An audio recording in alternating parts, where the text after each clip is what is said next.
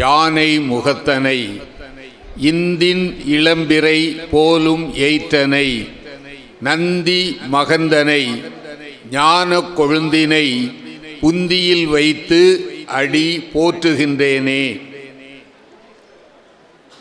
புண்ணியம் செய்தனை மனமே பூங்குவளை கண்ணியும் செய்ய கணவரும் கூடி நம் காரணத்தால் நன்னி இங்கே வந்து தம் அடியார்கள் நடுவிருக்க பண்ணி நம் சென்னியின் மேல் கமலமலர் பாதம் பதித்திடவே.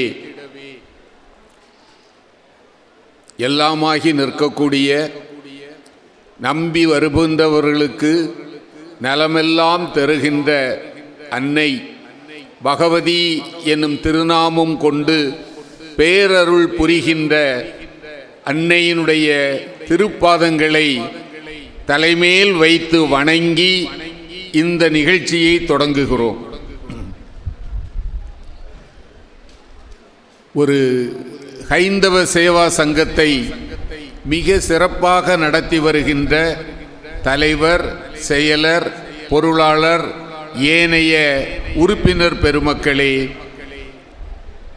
வழக்கம்போல் மிக இனிமையானதொரு வரவேற்புரையை மிகுந்த அன்புடன் வழங்கிய எங்கள் அருமை சகோதரர் அவர்களே, இந்த ஆன்மீக சொல்லரங்கத்தில் கலந்து கொள்வதற்காக மேடையில் அமர்ந்திருக்கக்கூடிய அன்பு சகோதரர்களே, சகோதரிகளே, அனைவருக்கும் எங்கள் அணியின் சார்பில் பணிவான வணக்கத்தை தெரிவித்துக் கொள்ளுகிறோம்.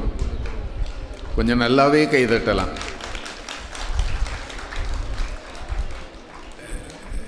நீங்கள் குறிப்பாக தாய்மார்கள்ட்ட சொல்கிறோம்மா, கை இந்த மாதிரி ஒரு 5 தடவை தட்டினால் உடல் ஆரோக்கியம் பெறும்.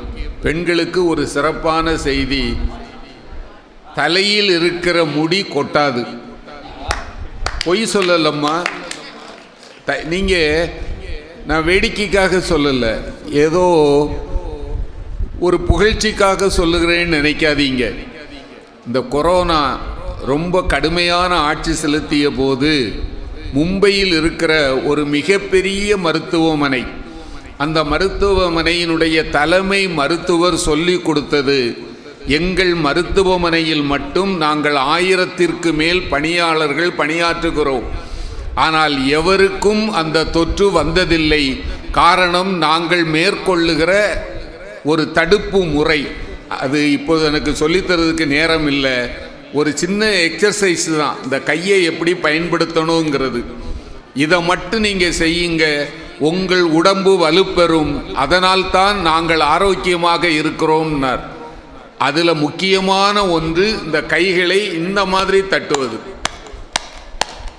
நீங்கள் தட்டுங்க, உங்களுடைய வாழ்நாளும் கூடும். நீங்கள் எத்தனையோ ஹேர் ஆயிலெலாம் தேய்க்கிறீங்கள, அதை விட்டுட்டு காலையில் ஒரு தடவை, சாயங்காலம் ஒரு தடவை தட்டுங்க. எங்களுடைய ஆசை, நீங்கள் இங்கிருந்து இந்த அரங்கிலிருந்து செல்வதற்கு முன்னால் உங்களுடைய நீண்ட கூந்தல் இன்னும் 2 அங்குலமாவது வளர்ந்திருக்கும். ஆண்களுக்கு கொட்டாமல் இருக்கும் இல்லையா? நான் வேடிக்கைக்காக சொல்லலாமா, அதில் ரொம்ப உண்மை இருக்கு. ஏனென்றால் நம்முடைய உடம்பில் சில அமைப்புகள் இருக்கின்றன, அவற்றை நாம் தூண்டுகிற போது அது செயல்பட தொடங்குகிறது. பெரியவர்கள் யாருக்காவது இந்த முழங்கால் வலி இருந்தால் அந்த டாக்டர் என்ன சொல்லுகிறார், காலையில் ஒரு 3 நிமிடம், மாலையில் ஒரு 3 நிமிடம், வேற ஒன்றும் செய்ய வேண்டாம். உங்களுடைய பாதத்தில் ஒரு புது ரத்தம் ஊறுவதை நீங்கள் அனுபவிப்பீர்கள். ஆனால் இன்றைக்கு தட்டிட்டு நாளைக்கே வருதான்னு பார்க்கக்கூடாது. அவர் என்ன சொல்லுகிறார், தொடர்ந்து ஒரு 40 நாள் இந்த சாதாரண பயிற்சியை மட்டும் செய்யுங்க. சொன்னவர் சாதாரணமானவர் அல்ல, இந்தியாவினுடைய மிக பெரிய மருத்துவமனையில் இருக்கிற உயர் மருத்துவ படிப்பு படித்த தலைமை மருத்துவர். சரி, இப்போ நாம் நிலைமைக்கு வருவோம். நம்முடைய நாடு ஆன்மீக பூமி. பின்னால் பார்த்தா அம்பாளுடைய திருவுருவம், பக்கத்தில் அவளுடைய திருமகனாக அவதரித்த சுவாமி விவேகானந்தருடைய திருவுருவம். சுவாமி விவேகானந்தர் சொன்னார், எல்லா நாடுகளும் ஆறுகளாலும் மலைகளாலும் இணைக்கப்பட்டிருக்கும். எங்கள் பாரத திருநாடு ஆன்மீக நாடு, ராமாயணத்தாலும் மகாபாரதத்தாலும் இணைக்கப்பட்டிருக்கிறது. எனவே எங்கள் திருநாட்டை எவராலும் அசைக்க முடியாது. இந்த பாரதத்தின் மேன்மையை உலகறிய செய்தவர் சுவாமி விவேகானந்தர்.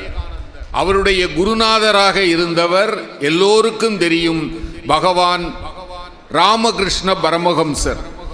அன்னையை நேருக்கு நேராக தரிசித்தவர்.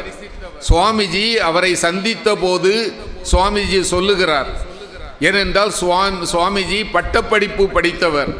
ஆனால் பகவான் ராமகிருஷ்ண பரமஹம்சரோ 4வது வகுப்பு வரை கூட படிக்காதவர்.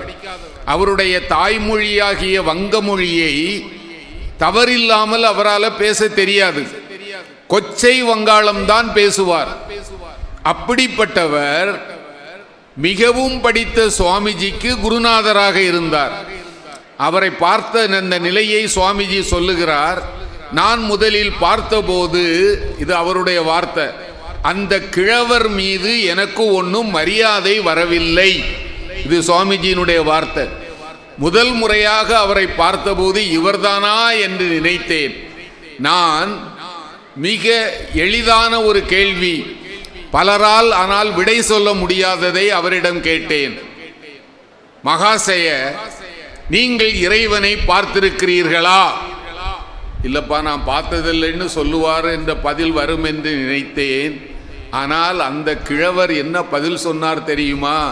குழந்தாய், உன்னை நான் எப்படி என் கண்ணால் நேருக்கு நேராக பார்க்கிறேனோ அப்படி இறைவனை பார்த்திருக்கிறேன், உனக்கும் காட்டி தருகிறேன். அந்த பதில்ல சொல்லுகிறார், நான் அவர் காலடியில் வீழ்ந்தேன். ஏனென்றால் நான் பார்த்திருக்கிறேன் என்று சொன்னவர்கள் உண்டு. இவர் அதோடு நிறுத்திவிடவில்லை, உனக்கும் காட்டி தருகிறேன் என்று சொன்னார். நான் தேடிக்கொண்டிருந்த குருநாதர் அவர் என்பதை அறிந்தேன். சிக்காகோவில் போய் சுவாமிஜி பேசுகிற போது அமெரிக்காவே அவர் வசம் வந்தது. அடுத்த நாள் பத்திரிகைகள் எல்லாம் அவரை பற்றித்தான் எழுதின.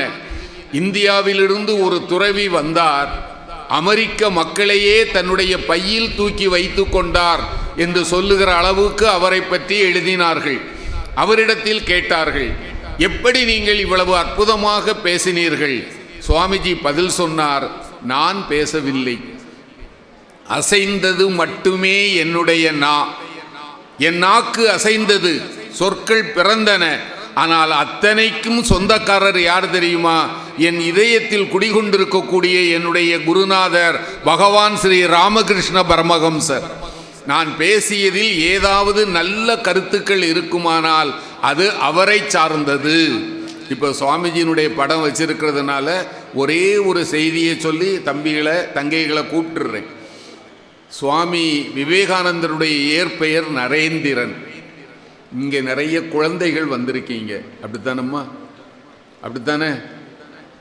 பரிசு வாங்கத்தானே வந்திருக்கீங்க. இந்த தாய்மார்கள்ட்ட சொல்கிறேன், குழந்தைகளை மட்டும் மட்டம் தட்டவே கூடாது. தயவு செய்து மக்கு மண்டு இப்படி வந்திருக்கிறியே சொல்லாதீங்கப்பா.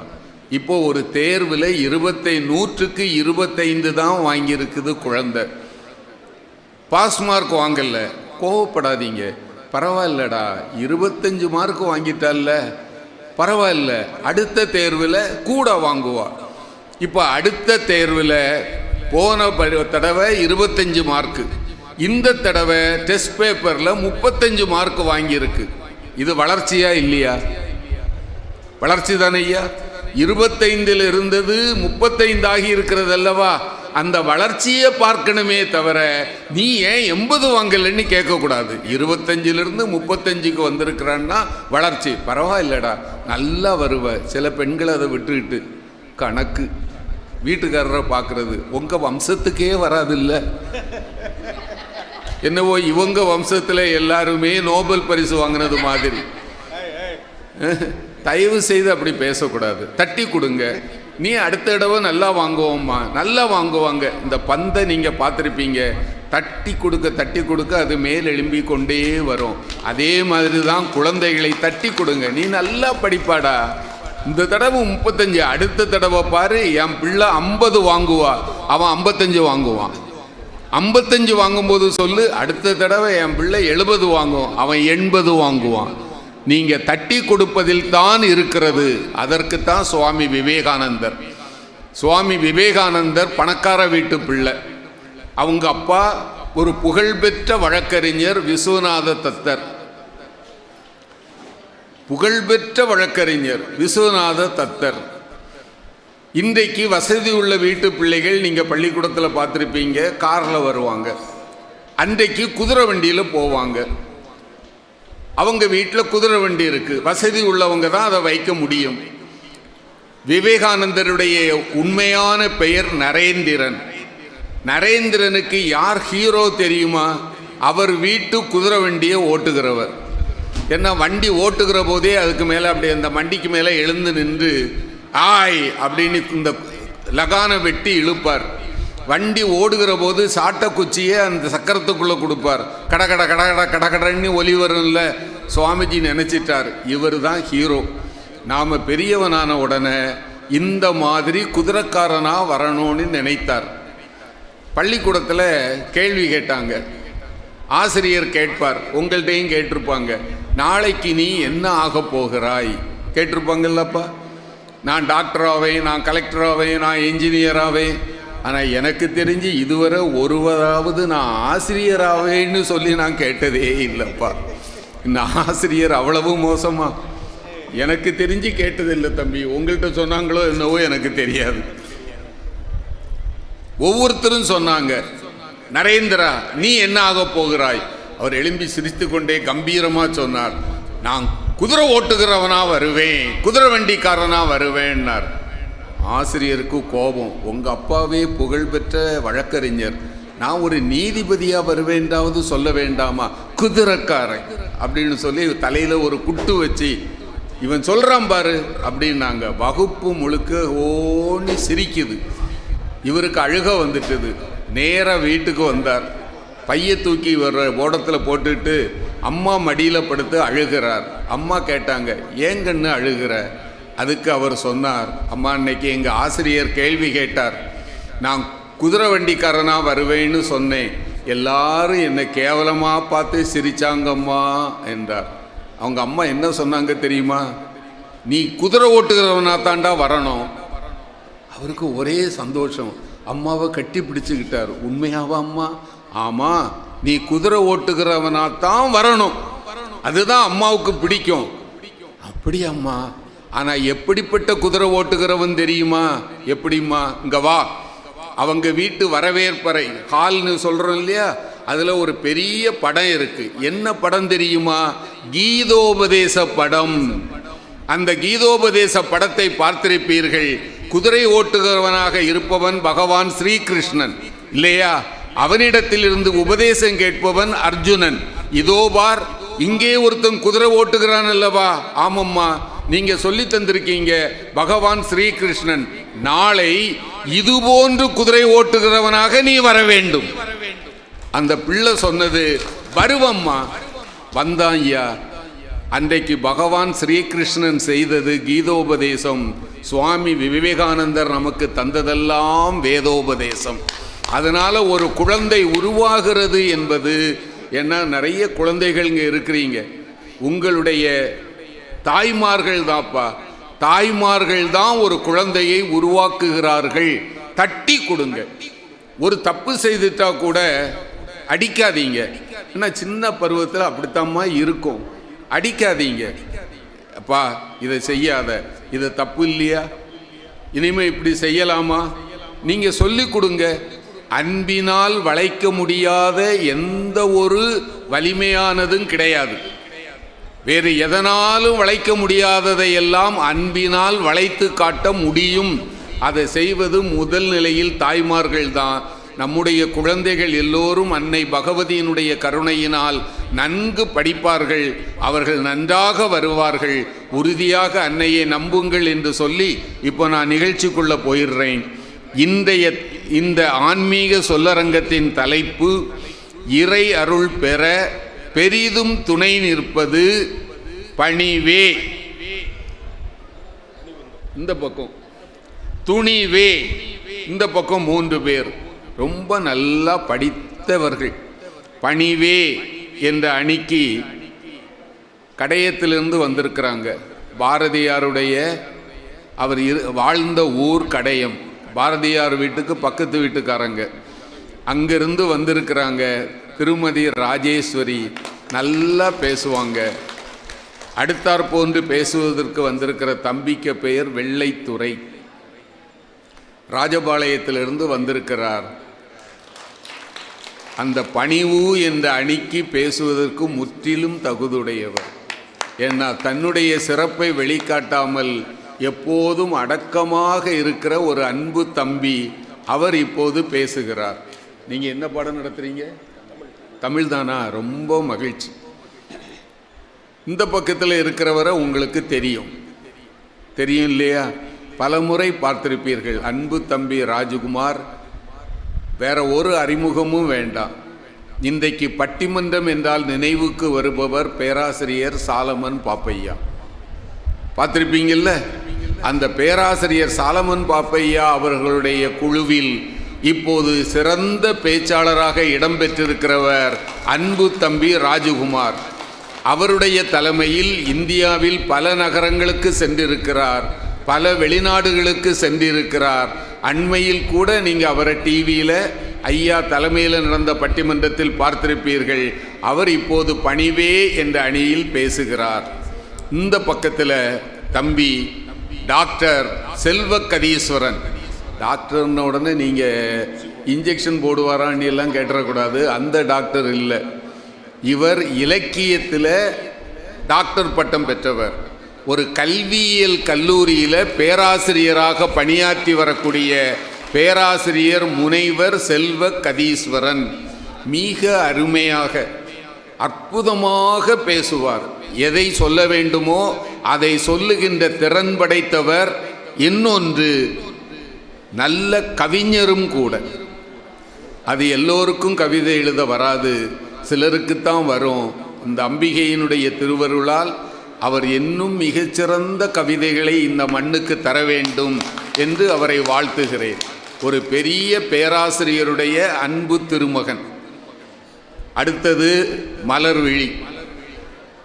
தன்னுடைய இனிமையான குரலால் எல்லோரையுமே கட்டி போடுகின்ற ஆற்றல் படைத்தவர்.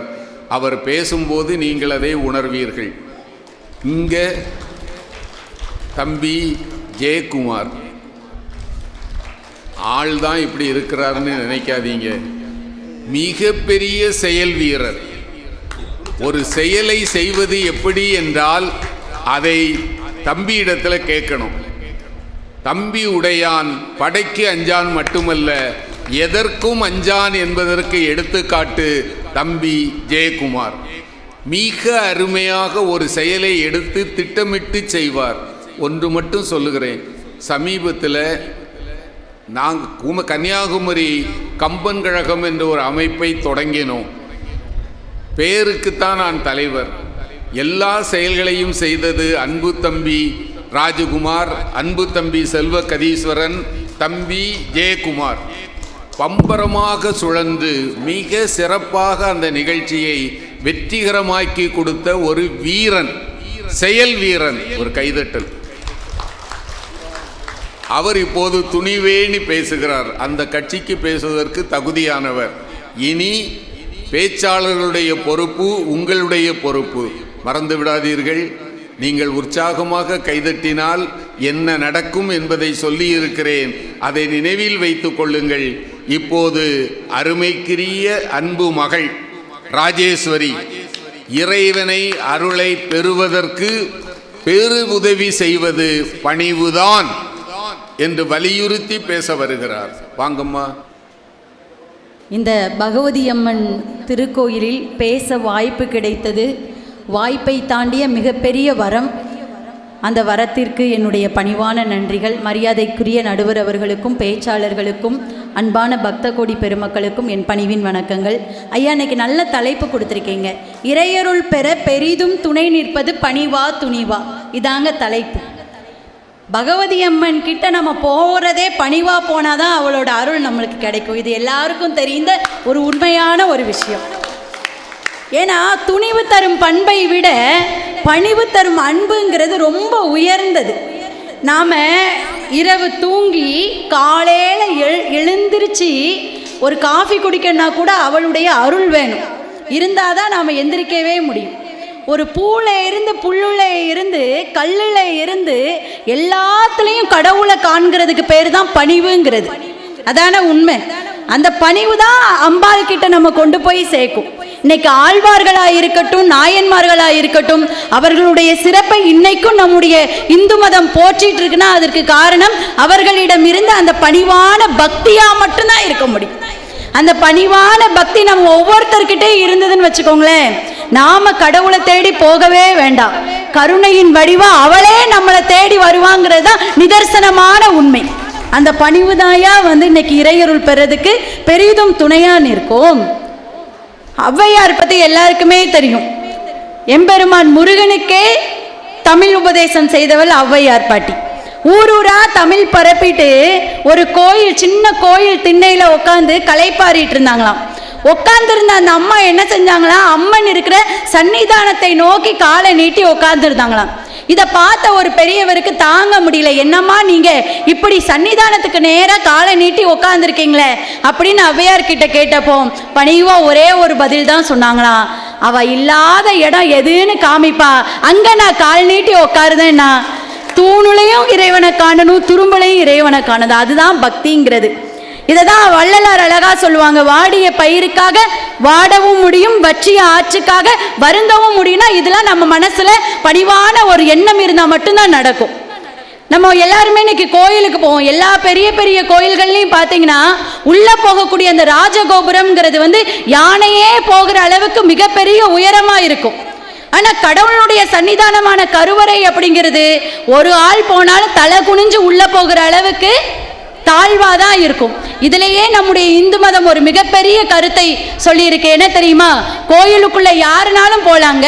பூ விற்கிற அம்மா பூ கொடுக்க போலாம், அபிஷேகத்துக்கு பால் கொடுக்கிற ஐயா பால் கொடுக்க போலாம். ஆனா அகந்தையெல்லாம் அழிந்து பணிவுங்கிற ஒரு உயர்ந்த எண்ணம் நம்ம கிட்ட இருந்தா மட்டும்தான் கருவறைக்குள்ள இருக்கக்கூடிய அந்த கருணையின் உள்ளத்துக்குள்ள போக முடியும் அப்படிங்கிறத நம்ம எல்லாருமே புரிஞ்சுக்கிட்டோம். நம்ம எல்லாருமே கோயிலுக்கு போவோம். நேரம் இப்போ உள்ள பிள்ளைங்களுக்கெல்லாம் கோயிலுக்கு எப்படி போகணும், எதுக்காக போகணும், எந்த சாமியை எப்படி கும்பிடணுங்கிறது நிறைய பேருக்கு தெரியல. ஆனால் பெரியவங்க கிட்டலாம் கேட்டிங்கன்னா அழகா சொல்லுவாங்க. நாம் முதல்ல கோயிலுக்குள்ள போகும்போதே ராஜகோபுரம் உயர்ந்து நிற்கும். அந்த ராஜகோபுரத்தை இரு கை கூப்பி பணிவா வணங்கணும். அதுக்கப்புறம் உள்ள போனீங்கன்னா கொடிமரம் உயர்ந்து இருக்கும், வானளவு உயர்ந்து நிற்கும் கொடிமரம். நம்ம எல்லாருமே அதை அண்ணாந்து பார்த்து கும்பிட்டுட்டு திரும்ப அது கீழே கால் அடியில பணிஞ்சு கும்பிடுவோம். எதுக்கு தெரியுமா, வானளவு நாம உச்சம் தொட்டாலும் கூட நாம இருந்த இடம் பணிவாக இருக்கணும் அப்படிங்கிறது தான் கொடிமரம் கருத்து சொல்றது நம்மளுக்கு. அதுக்கப்புறம் பார்த்தீங்கன்னா பலிபீடம்னு ஒன்று இருக்கும். அது இன்னைக்கு எத்தனை குழந்தைகளுக்கு தெரியுங்கிறது எனக்கு தெரியல. ஆனா அந்த பலிபீடம்ங்கிறது நாம கருவறைக்குள்ள கடவுளை காண்றதுக்கு முன்னாடி அந்த பலிபீடத்துக்கு முன்னாடி நாம போய் நின்னுக்கிட்டு என்னுடைய அகந்தை, என்னுடைய அகங்காரம் எல்லாத்தையும், என்னுடைய தீய எண்ணங்கள் எல்லாத்தையுமே உன் சன்னிதானத்துல உன்னை பார்க்க வர்றதுக்கு முன்னாடி இந்த பலிபீடத்துல பலி கொடுத்துட்டு தாயா நான் உள்ள வாரேன் அப்படின்னு கருத்தை சொல்றதா அந்த பலிபீடத்துக்கு உண்டானது. ஐயா, பாண்டவருக்கு நீதி கேட்டு கண்ணபிரான் நெடும்பயணம் வந்தாங்க. அப்ப அஸ்தினாபுரத்துக்கு அவருடைய வருகையை கேட்டு மக்கள் எல்லாம் ஆவலோட காத்திருக்காங்க. கண்ணபிரான் எங்க போய் இளைப்பாருவாங்க, எங்க போய் ஓய்வெடுப்பாங்க அப்படின்னு எல்லாருக்கும் ஒரே ஆவல், எங்க போய் தங்குவாங்க அப்படின்னு. அவங்க கண்ணபிரானை வரவேற்கிறதுக்காக பெரிய பெரியவங்கெல்லாம் பீஷ்மர், துரோணர், கிருபர் எல்லாரும் காத்திருக்காங்க. கூடவே விதுரனும் காத்திருக்காரு. எல்லாரும் கண்ணனை கூப்பிடுறாங்க, ஐயா வா ஓய்வுக்கு, என் வீட்டுக்கு நீ ஓய்வெடு, என் வீட்டுக்கு ஓய்வெடுன்னு பீஷ்மர் கூப்பிடுறாங்க, துரோணர் கூப்பிடுறாங்க, எல்லாரும் கூப்பிடுறாங்க. ஆனா விதுரன் ஒத்த வார்த்தை தான் சொன்னான், பரந்தாமனே இதோ உன்னுடைய வீடு, இது உன்னோட வீடுயா, நீ வா அப்படின்னு கண்ணனை கூப்பிட்டான். கண்ணன் சொன்னாரு, என் வீடை விட்டுட்டு மற்ற வீட்டில் போய் தங்குறது சரியா இருக்குமா அப்படின்னு சொல்லிட்டு ஏழை வீட்டுக்குள் பரந்தாமன் வந்தான் என்றால் நம் ஒவ்வொருவரின் உள்ளத்திலும் பணிவுங்கிற ஒண்ணு இருந்தா போதுங்க. கோடி கோடியா கோயிலுக்கு கொடுக்க வேண்டாம், பணிவான பக்தி இருந்தாலே போதும். ஐயா, நான் இப்படி சொல்லி நிறைவு செய்கிறேன். இதைதான் அபிராமி பட்டர் அபிராமி அந்தாதியில சொல்லியிருப்பாங்க, எனது உனது என்றிருப்பார் யாவரோடும் பிணங்கேன் அப்படின்னு சொன்னா பணிவு மட்டும்தாங்க நம்ம ஒவ்வொருத்தர் உள்ளத்திலையும் வேணும். அசோகவனத்துல சீதையை தேடி அனுமன் போனாங்க. சீதையம்மா கேட்காங்க, எப்படிப்பா நீ கடலை தாண்டி வந்த அப்படின்னு. என்னுடைய ஆற்றலால நான் வரல, என்னுடைய பகவான் ராமபிரானுடைய நாமத்தின் சக்தியாலையும் ஆற்றலாலையும் தான் நான் வந்தேன் சொன்னா அந்த ஒரு பணிவு, அந்த பணிவான பக்தி நம்ம இறைவன் கிட்ட கொண்டு போய் சேர்க்கும். இறைவனே நம்ம கிட்ட கொண்டு வந்து சேர்க்கும்னா அந்த பணிவான பக்தியோடு இன்னைக்கு அன்னையின் அருளை அனைவரும் பெறுவோம் என்று நல்ல வாய்ப்பிற்கு நன்றி கூறி விடைபெறுகிறேன். நன்றி, வணக்கம், ஜெய்ஹிந்த். ரொம்ப அருமையா, எவ்வளவு பணிவாக இருந்தால் நாம் இறைவனை அடையலாம், அந்த பணிவு எத்தகையது என்பதை ரொம்ப அருமையாக காட்டினாங்க. ஆனால் துணிவு வேண்டாமா? துணிவு வேண்டாமா? மணியே, மணியின் ஒளியே, ஒளிரும் மணி புனைந்த அணியே, அணியும் அணியனுக்கு அழகே, அணுகாதவர்க்கு பிணியே, பிணிக்கு மருந்தே, அமரர் பெரு விருந்தே, பணியேன் ஒருவரை நீன் பத்மபாதம் பணிந்த பின்னே. மன்னனே வந்து எதிர் நின்று நின்னாலும் கூட நான் அவனை பணிய மாட்டேன், ஆனால் உன்னிடத்தில் பணிவேன். பணியேன் ஒருவரை நீ பத்மபாதம் பணிந்த பின்னே என்பதில் பணிவும் இருக்கு, துணிவும் இருக்கு இல்லையா? தம்பி முனைவர் செல்வ கதீஸ்வரன், துணிவே. எல்லாம் வல்ல எல்லாமுமான மண்டைக்காட்டம்மன் திருப்பாதங்களை வணங்கி எழுச்சியோடும் மகிழ்ச்சியோடும் உற்சாகத்தோடும் உத்வேகத்தோடும் அன்போடும் பண்போடும் ஆன்மீகத்தோடும் இங்கே நடைபெற்று கொண்டிருக்கக்கூடிய இந்த அற்புதமான மாசி கொடை விழாவிலே மிகச்சிறப்பான 10வது நாள் இன்றைய தினம் மிகச்சிறப்பான ஒரு பட்டிமன்றத்தை தலைமை தாங்கி நடந்து கொண்டிருக்கக்கூடிய முதன்முறையாக அவருடைய தலைமையில் பேசுவதற்கு இந்த மேடையிலே எனக்கு ஒரு வாய்ப்பு கிடைத்தது. அவருடைய ஐயாவுடைய ஆசீர்வாதத்தை இந்த நேரத்தில் நான் கேட்டுக்கிறேன். கடவுள் அருளால் நீங்கள் மிக சிறந்த பேச்சாளராக இலக்கிய உலகில் வரம் வருவீர்கள். அந்த அன்னை எல்லா நலனும் உங்களுக்கு தருவாள். நன்றி. அவர்களுக்கும் இங்கே நாவாட வந்திருக்கக்கூடிய நாவன்மை மிக்க அற்புதமான அறிஞர் பெருமக்களுக்கும் எல்லாவற்றிற்கும் மேலாக துணிவோடு மழை வந்தாலும் சரி நாங்கள் அதை பற்றி கவலைப்பட மாட்டோம், மண்டைக்காட்டம்மனை தரிசித்தே தீருவோம் என்று ஒரு துணிவோடு நீங்கள் இங்கே வந்திருக்கீங்க அப்படின்னு சொன்னால் இதுவே ஒரு பெரிய துணிவு பாருங்கள். நீங்கள் மழைக்கும் பயப்படலை, இடிக்கும் பயப்படலை. வரட்டு கண்ணமலைன்னு நேற்றுக்கே சொல்லிட்டாங்க, இருந்தாலும் பரவாயில்ல. பக்தி வந்தாச்சுன்னா எல்லாம் வந்துடும், துணிவு வந்தாச்சுன்னு சொன்னால் பக்தி வந்துடும். நடுவர் அவர்களே, அருமை. ஒரே ஒரு கேள்விதான், இறையருளை பெற வேண்டும். எப்படி இறையருளை பெற முடியும்? இறையருள் என்பதை பெறணும் அப்படின்னு சொன்னா பணிமூனி அவந்த அம்மா இவ்வளவு நேரம் பேசினாங்க. கண்ணப்ப நாயனாருக்கு என்ன பணிவு தெரியும்? அவருக்கு என்ன வழிபாட்டு முறைதான் தெரியும்? தெரியாது. ஆனாலும் காலத்தி மலையிலே அந்த காலத்தி அப்பனை கண்டவுடன் ஓடி போய் கெட்டி பிடிச்சான். பார்த்தீங்களா? அப்படியே நின்றுட்டு விட்டு விடுவதற்கு பிரிய மனம் இல்லாமல் அழுது கண்ணீர் வடித்தான். பார்த்தீங்களா? அவருடைய கண்களில் இருந்து ரத்தம் வழிகிறது என்று சொன்ன உடனே என்ன செய்தாரு? ஓடி வில்லையை எடுத்துக்கிட்டு என் காலத்தியப்பனுடைய கண்ணை சேதப்படுத்தியவன் எவன் என்று எங்க நிக்கிறான் அவனை நான் வீழ்த்தியே தீர்வனிட்டு ஓடுனான். எந்த மிருகாவதை தாக்கிச்சு இல்ல எந்த வேடன் இந்த பாவகாரியத்தை செய்தானிட்டு ஓடி துணிஞ்சு அலைஞ்சி திரிஞ்சு கடைசியில மருந்து வச்சு பார்க்கிறான், ரத்தம் நிக்கல. உடனே அதை காலத்தியப்பருக்கு தன்னுடைய கண்களை பிடுங்கி கொடுத்துக்கணும்னு சொன்னா அது கண்ணப்ப நாயனாருடைய துணிவு என்பதை நாம் நினைத்துக் கொள்ள வேண்டும். பணிவில்ல, பணிவு எப்போ வரும் தெரியுமாக்கா? ஒரு விஷயத்தை பெறணும்னா பணிவு. இப்போ பக்தி பணிவு இருக்கு, இல்லைன்னு சொல்லல. எப்போ பணிகிறோம் தெரியுமா?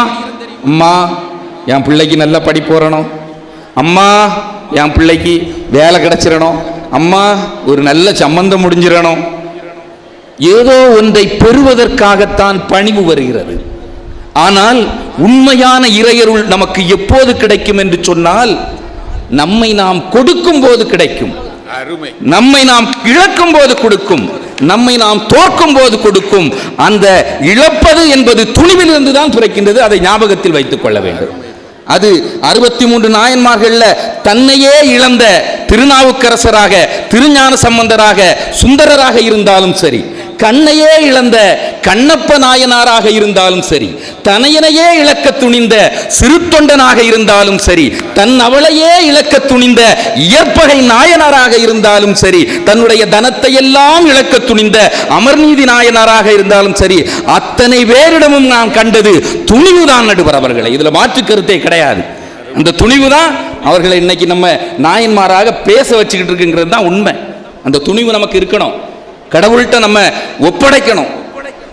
ஒரு இன்டர்னல் மார்க் வாங்குறதுக்கு துணிவு வேணும், பணிவு வேணும். வாத்தியார்கிட்ட அகமதிப்பீடு வாங்கணும் அப்படின்னு சொன்னா, அகமதிப்பீடுனா எல்லாருக்கும் தெரியும் தானே? தெரியும் இல்லாம அகமதிப்பீடு இப்படி எல்லாம் சொல்ல அன்னைக்கு புரியல. இன்டர்னல் மார்க் தமிழ்ல சொல்றேன், எக்ஸ்டர்னல் மார்க். அகம், புறம், அறம், மரம் அப்படின்னு சொன்னா யாருக்கும் தெரியாது. இன்டர்னல், எக்ஸ்டர்னல், இன்புட்டு, அவுட்புட்டு, இப்படி புட்டு புட்டு வைக்கணும். அப்போ ஒரு அகமதிப்பீடு ஒரு 2 மார்க் கூடுதல் வாங்கணும்னு சொன்னால் நம்ம ஆட்டோமேட்டிக்காக என்ன செய்திருவோம்? வாத்தியார்கிட்ட, ஆசிரியர்கிட்ட பணிஞ்சிருவோம். வேலையில் ஒரு பதவி உயர்வு வேணும் அப்படின்னு சொன்னால் அந்த நேரத்தில் பணிஞ்சிருவோம். இதுதான் பணிவுக்கான ஒரு விஷயமாக நான் பார்க்கின்றேன். பணிவுக்குள்ளே ஒரு பயம் இருக்கின்றது, ஒரு சுயநலம் இருக்கின்றது. ஆனால் துணிவிற்குள் ரெண்டும் கிடையாது. விவேகானந்தர் அப்படியே காசி மாநகர் வீதியில் நடந்து போயிட்டே இருக்கிறாரு. ஒரு குரங்க துரத்துது அவரை. குரங்க பார்த்ததும் பயந்து அவர் ஓடுறாரு. போய்கிட்டே இருக்கும் பொழுது அவருக்கு ஒரு அசரீரி, ஐயா சொன்னது மாதிரி ராமகிருஷ்ண பரமஹம்சருடைய குரலாக அங்கே ஒலிக்கின்றது. நரேன் நில், ஏன் ஓடுகிறாய்? எதிர்த்து நில், துணிந்து நில், திரும்பி நில் என்று சொல்லுகின்றார். விவேகானந்தர் அப்படியே துணிஞ்சு எதிர்த்து வர்றாரு. குரங்கு பயந்து ஓடுகின்றது. இதுதான் வாழ்க்கையில் நம்ம பிள்ளைகள் எல்லாம் படிச்சுக்கிட வேண்டிய விஷயம். அதுதான் பயந்து பயந்து பயந்து பயந்து பணிவு இருக்க வேண்டியது தான். இல்லைன்னு நான் சொல்லலை. ஆசிரியர்கள்ட்ட, பெற்றோர்கள்ட்ட, தெய்வ சன்னிதானத்துக்குள்ள அந்த இருப்பிடங்களில் பணிவு இருக்க வேண்டியதுதான். ஆனால் வாழ்க்கையில் ஆக்கப்பூர்வமான செயல்களை நாம் சாதிக்க வேண்டும் என்று சொன்னால் அதற்கு தேவை துணிவு, இறையருள் உட்பட. அதனால தான் எண்ணி துணிக கர்மம் அப்படின்னு சொல்லி வள்ளுவன் சொல்லுகின்றான். பிரகலாதனை எடுத்துக்கிடுங்க. சின்ன பிள்ளை, அவனுக்கு வயிற்றில் இருக்கும்போது சொன்னாங்க பணிவை பிள்ளைகளுக்கு கற்பிக்கணும் அப்படின்னு சொல்லி. பிரகலாதனாக இருந்தாலும் சரி, தமிழன்னைகளுக்கே ஒரு இலக்கணம் உண்டு. கருவினில் வளரும் மழலையின் நெஞ்சில் தைரியம் வளர்ப்பாள் தமிழன்னை. அவதான் தமிழன்னை. பிரகலாதனுக்கு வயிற்றில் இருக்கும் போதே நாரதர் ஓம் நமோ நாராயணா என்ற நாரதர் விஷ்ணு என்ற அந்த மந்திரத்தை போதித்தார். துணிவோடு அவன் சொன்னான். அப்பா பெரிய ஆளுதான், பெரிய கடோத்கஜன் அவரு. ஓம் இரண்யாய நம்ம சொல்லு, அத்தனை பேரும் சொன்னான். ஆனா அந்த பிள்ளை சொல்லல, ஓம் நமோ நாராயணா. இரண்யாய நம்ம சொல்லு, ஓம் நமோ நாராயணன். இவனை கொண்டு கடல்ல போடு, போட்டாங்க. தீயில தூக்கி போடு, போட்டாங்க. யானையை வச்சு அவனை கொல்லு, முயற்சி செய்தாங்க. எல்லாம் தோற்று விட்டது. காரணம் என்ன தெரியுமா நண்பர்களே? எத்தனை துயர் வந்த பொழுதும், இடர் வந்த பொழுதும் ஓம் நமோ நாராயணாய என்று துணிவோடு அந்த பிள்ளை சொன்னானே, அதனால் தான் பக்தி. அதனால தான் அந்த பெருமான் தூணையும் பிளந்துகிட்டு வந்தான். எல்லா இடத்திலும் இறைவன் இருக்கின்றான். இந்த தூணில் உள்ளானோ, இந்த தூணிலும் உளன், நீ சொன்ன சொல்லிலும் உளன், இந்த கோணிலும் உளன், அத்தனை இடத்திலும் இறைவன் இருக்கிறான் என்று அவன் சொன்னான். அதை மெய்ப்பிப்பதற்காக தன் பக்தன் தன் பிள்ளை கூப்பிடுகின்றான் என்பதற்காக தூணை பிளந்து நரசிம்மமாக வந்து நின்றான் நாராயணன் என்று சொன்னால் அது துணிவு. நாம் ஆர்க்கும் குடியல்லோம், நமனை அஞ்சோம், நரகத்தில் இடர்படும் நடையல்லோம்.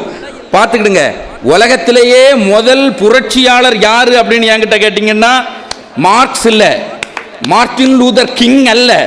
இன்னைக்கு புரட்சியாளர்கள் அப்படி பேசிடுவாங்க. உலகத்தில் முதல் புரட்சியாளன், ஒரு மன்னனையே எதிர்த்து நின்று நாமார்க்கும் குடியல்லோம் என்று புரட்சி செய்து போராட துணிந்த அந்த திருநாவுக்கரசர் அப்பர்தான் முதல் புரட்சியாளர் என்பதை இந்த மன்றத்திலே நான் பதிவு செய்கின்றேன். அவர் நமக்கு சொல்லி தந்ததெல்லாம் எவனுக்கும் பணியாண்டான். தர்மத்தோடு வாழ், நியாயத்தோடு வாழ், உண்மையோடு நில், யாருக்கும் பணிய வேண்டாம் அந்த இறைவனுடைய சன்னிதானத்தை தவிர.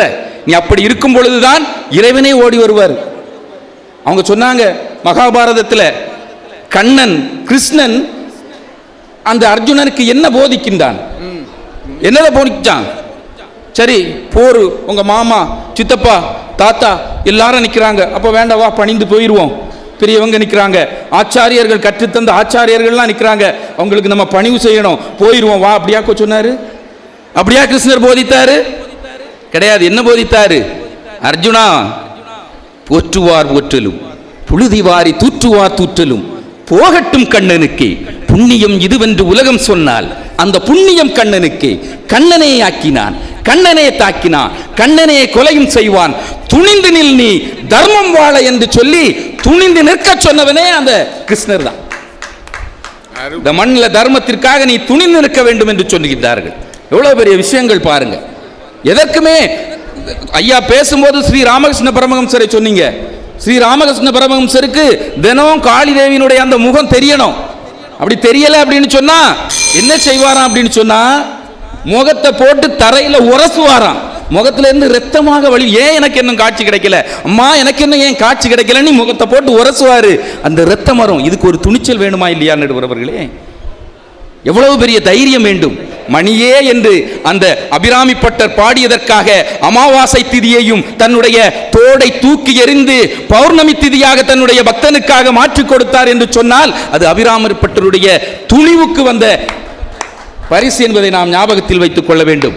ஆக பக்தி என்பது, இறையருள் என்பது, இறைவனை பெறுவது என்பது, அவனிடம் நம்மை ஒப்படைப்பது என்பதற்கு நிச்சயமாக நமக்கு ஒரு துணிவுதான் துணை செய்யும் என்று சொல்லி வாய்ப்பளித்தமைக்கு நன்றி பாராட்டி அமர்கிறேன். நன்றி, வணக்கம். ரொம்ப அருமையாக பேசியிருக்கிறார். அவர் எடுத்து தந்திருக்கிற எடுத்துக்காட்டுகள் மிக அற்புதமானவை. நீங்கள் நினச்சி பாருங்க, பெற்ற பிள்ளைய ஒருவர் கேட்டார் என்பதற்காக வெட்டி கறி சமைப்பது என்பது சாதாரணமானதா? வாளால் மகவறிந்து ஊட்ட வல்லேன் அல்லேன், என்னை தொடாதே என்று சொன்னதற்காக இளமையில் இருக்கிற ஒருவர் தன்னுடைய இளமையை துறப்பது எளிதா? மாது சொன்ன சூழால் இளமை துறக்க வல்லேன் அல்லேன் இல்லையா? நாளாரில் கண் இடந்து அப்ப வல்லேன் அல்லேன். சிவபெருமானுடைய கண்ணிலிருந்து ரத்தம் வருகிறது என்பதற்காக ஒரு திண்ணன் தன்னுடைய கண்ணை பிடுங்கி அவருக்கு வைக்கிறான். முடியுமா? இது சாதாரண செயலா? பின்னால வந்த பக்தர் சொல்லுகிறார், இதெல்லாம் என்னால் முடியாதப்பா, நான் சென்று ஆளாவது எப்படியோ திரு காலத்தி அப்பனுக்கு எண்ணி பாடினார். இறைவன் அவருக்கு பெயர் வைத்தான். இன்று முதல் நீ திண்ணன் அல்ல, எனக்கு கண் தந்ததால் கண்ணப்பன் நீ என்று சிவபெருமானே அவருக்கு பெயர் சூட்டினான் என்பதை ரொம்ப அற்புதமான எடுத்துக்காட்டுக்கள். இன்றைக்கும் நீங்க காளஹஸ்தி போறீங்களா? திருக்காலத்தி என்று சொல்வதுதான் இன்றைய காளஹஸ்தி. திருப்பதிக்கு பக்கத்தில் இருக்கு. அங்கு நீங்கள் போனால் முதல் பூஜை கண்ணப்பருக்கு தான். கண்ணப்பருக்கு பூஜை பண்ணிய பிறகுதான் காலத்தில் இருக்கக்கூடிய சிவபெருமானுக்கே பூஜை நடக்கிறது என்றால் ஒரு பக்தன் தன் துணிவினால் எவ்வளவு பெரிய பேற்றை பெற்றிருக்கிறான். 6 நாள்ல இறைவனை அடைந்த ஒரே பக்தர் கண்ணப்பர் தான். ரொம்ப அருமையா சொன்னீங்க தம்பி, வாழ்த்துக்கள், பாராட்டுக்கள். இப்போ உங்களுக்கு நிறைய வேலை இருக்குப்பா, வாங்க இந்த சொல்லரங்கத்தில் நீங்க என்ன சொல்ல வரீங்க? அம்மே சரணம், தேவி சரணம். நம்பினோர் கெடுவதில்லை, இது 4 மறை தீர்ப்பு. அம்பிகையை சரண் புகுந்தால் அதிக வரம் பெறலாம். போற்றுதலுக்குரிய எங்கள் நடுவர் பெருமகனார் பேராசிரியர் அவர்களே மற்றும் பட்டிமண்டபத்திலே பாங்கறிந்து பேச வந்திருக்கக்கூடிய அறிஞர் பெருமக்களே, திரளாக கலந்து கொண்டிருக்கக்கூடிய சான்றோர்களே, பெரியோர்களே, குழந்தைகளே, அனைவருக்கும் என்னுடைய பணிவான முதல் வணக்கம். ஐயா, நம்முடைய முனைவர் வந்தாங்க. முதல்ல வந்த உடனே நம்முடைய நடுவர் பெருமானோட ஒரு பணிவு, ஐயாவின் ஆசி எனக்கு கிடைக்க வேண்டும், அவருடன் முதல் மேடையில் பேசுகிறேன் அப்படின்னாரு. அப்போ பணிய வேண்டும் என்பது அவருக்கு நன்றாக தெரிந்திருக்கின்றது. அது மட்டும் இல்லையா, இன்டர்னல் மார்க் வாங்குறதுக்கு வாத்தியார்கிட்ட பணிவாராம். தலைப்பு என்ன தெரியுமா? இறை அருளை பெற போறோம். ஒருத்தட்ட ஒரு செயல், ஒரு பொருளை வாங்க போறோங்க. இதுல என்னங்க துணிவு வேண்டி கிடக்கு? துணிவு என்பது அகங்காரம். யான் என்னது என்பவரை கூத்தாட்டுவானாகி என்று நம்முடைய மணிவாசக பெருமான் சொன்னான். ஆனால் பணிவு என்பது ஐயா சொல்றது மாதிரி பயப்படுறது இல்லைங்க, எல்லாருக்கும் நன்றாம் பணிதல் என்று நம்முடைய வள்ளுவ பேராசான் சொல்லியிருக்கான். பணிவு என்பதுல அன்பு இருக்கு. அவர் சொன்னாரே, திண்ணப்பன் கண்ணப்பனானார், கண்ணை அப்பினார், எல்லாவற்றையும் ஏற்றுக்கொள்கிறோம். ஆனால் அவருடைய செயல்களை எல்லாம் பார்த்த பொழுது சிவபெருமான் என்ன சொன்னார் தெரியுமா? அவனுடைய வடிவெல்லாம் நம்பக்கல் அன்பென்றான். கண்ணப்பன் ஒப்பதோர் அன்பின்மை கண்டபின் என்னொப்பன் என்னொப்பில் என்னையும் ஆட்கொண்டிருந்த நடுவர் பெருமானார் அழகா சொன்னார். இது அன்பின் மறு உருவம் இல்லாம வேற என்னங்க? அப்புறம் ஒன்று சொன்னார் பாருங்க, மகாபாரத கதையில் அர்ஜுனன் வில்லேந்தி நிற்கும் பொழுது அப்படியே பயந்தானா, இவர் துணியை ஊட்டினாரா நம்முடைய கிருஷ்ண பரமாத்மா. அன்பர்களே, பாரத போர் நடக்கும் பொழுது துரியோதனனும் அர்ஜுனனும் ஒரே நேரத்தில் கண்ணன்ட்ட உதவி கேட்டு போறாங்க. துரியோதனன் முதல்லயே போயிருந்தான், தலைமாட்டில் உட்கார்ந்துக்கிட்டுதான்.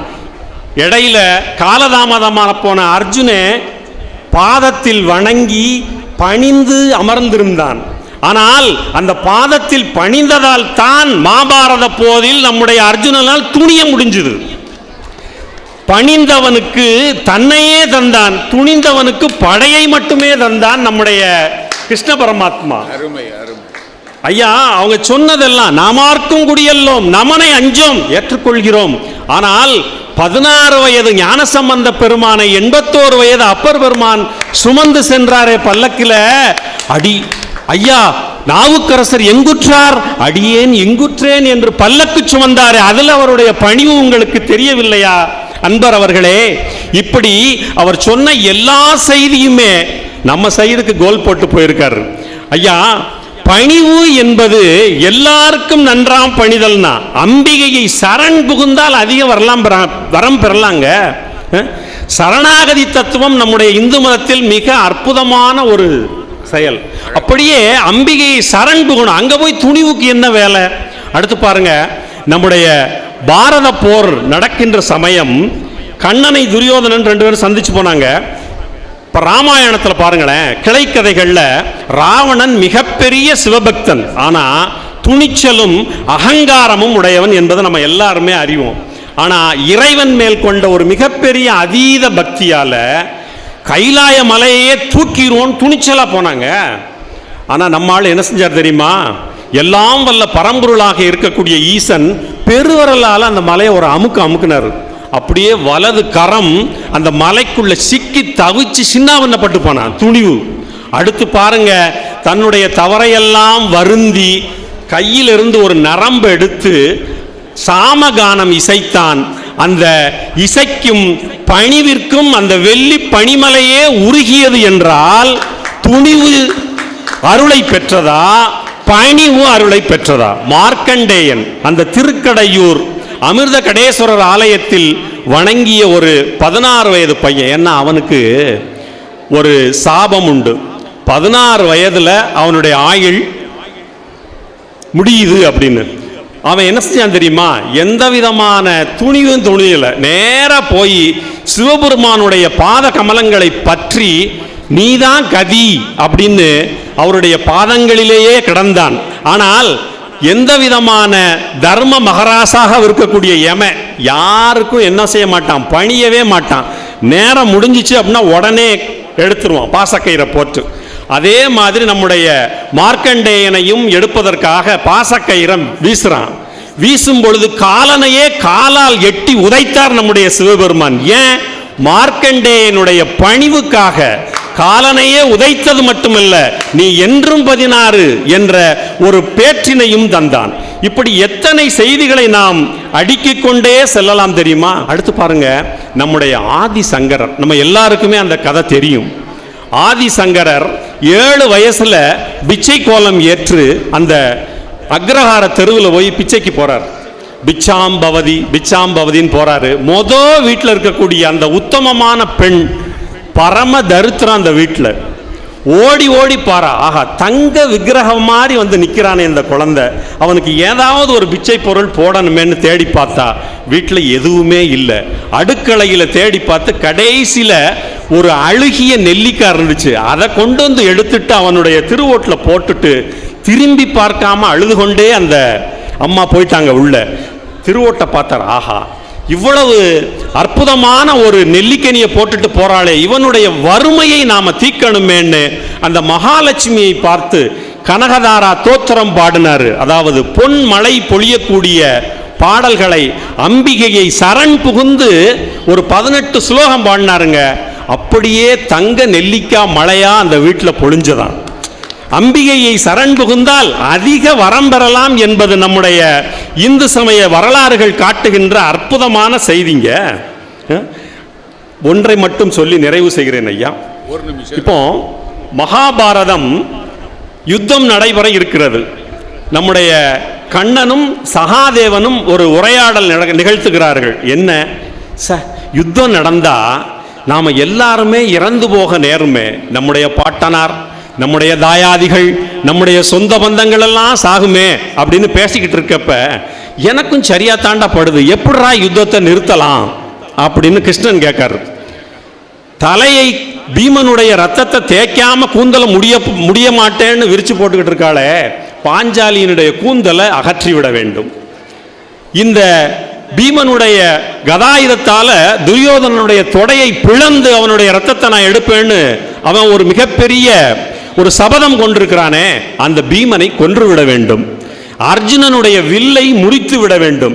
இவை எல்லாவற்றிற்கும் மேலாக தாரியாக இருக்கக்கூடிய எம்பெருமான் கண்ணபெருமானே, உன்னை கயிறுகளால் கட்டி போட வேண்டும், யுத்தம் நின்றும். அவர் கேட்டாரு, திரௌபதியோட தலையை மொட்டை அடிச்சிடலாம், பீமனை கொன்றுடலாம், அர்ஜுனுடைய வில்ல ஒடிச்சு போட்டுடலாம், என்ன எப்படிரா கட்டுவ? சாஷ்டாங்கமா சகாதேவன் கண்ணபெருமானுடைய காலில் விழுந்து கட்டிடுவேன் கண்ணா அப்படின்னா. எப்படிரா? பக்தியால் உன்னை பணிந்தால் அன்பெனும் பிடியுள்ள அகப்படும் மலை அல்லவா, கட்டிடுவேன் அப்படின்னு உட்கார்ந்து கண்ணா பரந்தாமா கிருஷ்ணா அப்படின்னு தன்னுடைய மனசுக்குள்ளேயே பக்தி செய்து பணிந்தான். கண்ணன் கட்டுப்பட்டு விட்டான். விடுறா விடுறா, என்னுடைய அவதார நோக்கத்தை நிறைவேற்ற வேண்டும், என்னை கட்டிவிடாதே என்று சொல்லி கண்ணனே அந்த அன்பெனும் பிடியில் கட்டுண்டவன் என்று சொன்னால் பணிவுதான் இறை அருளை பெறுவதற்கு அற்புதமான வழி.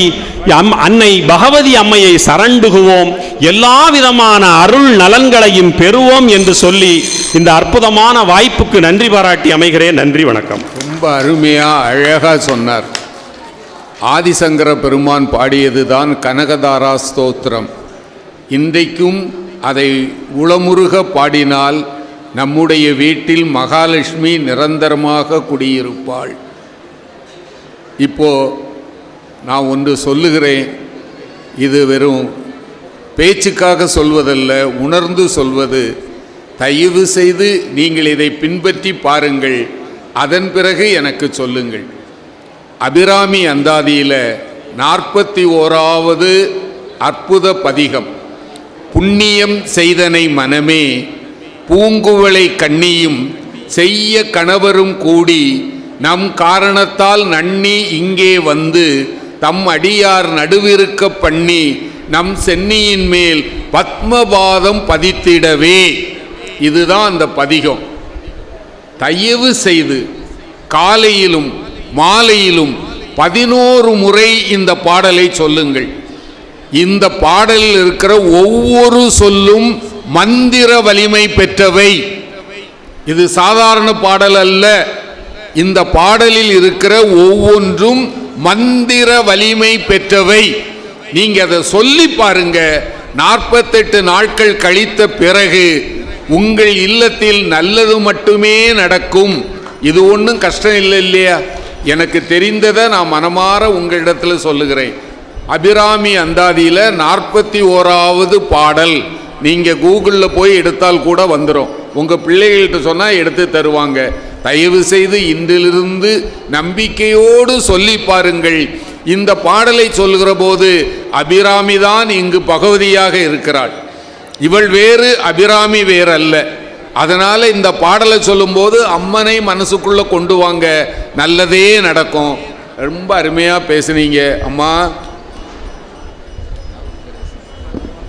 அரபிக்கடல் அலைவாயிலில் அமர்ந்திருக்கும் பகவதி, அரபிக்கடல் அலைவாயிலில் அமர்ந்திருக்கும் பகவதி, மண்டைக்காடு அவளது வீடு, மண்டைக்காடு அவளது வீடு, அகிலங்கள் முழுவதும் அம்மையின் திருமுகம் தெரிகிறதே தெரிகிறதே, அரபிக்கடல் அலைவாயிலில் அமர்ந்திருக்கும் பகவதி. எல்லாம் அல்ல அன்னையின் திருவருள் சிறப்பினை வேண்டி இந்த அருமையான சொல்லரங்கத்திற்கு நடுவராக வீட்டிருக்கின்ற தம்பி வாய்த்தது ராமனுக்கு, தாரம் வாய்த்தது வள்ளுவருக்கு, பேர் வாய்த்தது சடையப்பருக்கு, பிள்ளை வாய்த்தது சிறு தொண்டருக்கு, நல்ல நடுவர் வாய்த்தது எங்களுக்கு என்ற பெருமைக்குரிய நடுவர் அவர்களே, எண்ணணி எதிரணி ஆற்றல் மிகுந்த அறிஞர் பெருமக்களே, இந்த அருமையான நிகழ்வை ரசித்துக் கொண்டிருக்கின்ற பக்த கோடி பெருமக்களே, உங்கள் அனைவருக்கும் இந்த சின்னவளின் சிறப்பான வணக்கங்களை முதலில் உரித்தாக்கிக் கொள்ளுகின்றேன். உண்மையிலே ரொம்ப மகிழ்ச்சியான நாள் இந்த நாள் தான். இந்த நாள் என்றைக்கு வரும்னு நாங்கள்லாம் ஒரு வருஷமா காத்திருப்போம். அப்பேற்பட்ட ஒரு நாளை தரிசிப்பதிலே எங்களுக்கு மகிழ்ச்சி.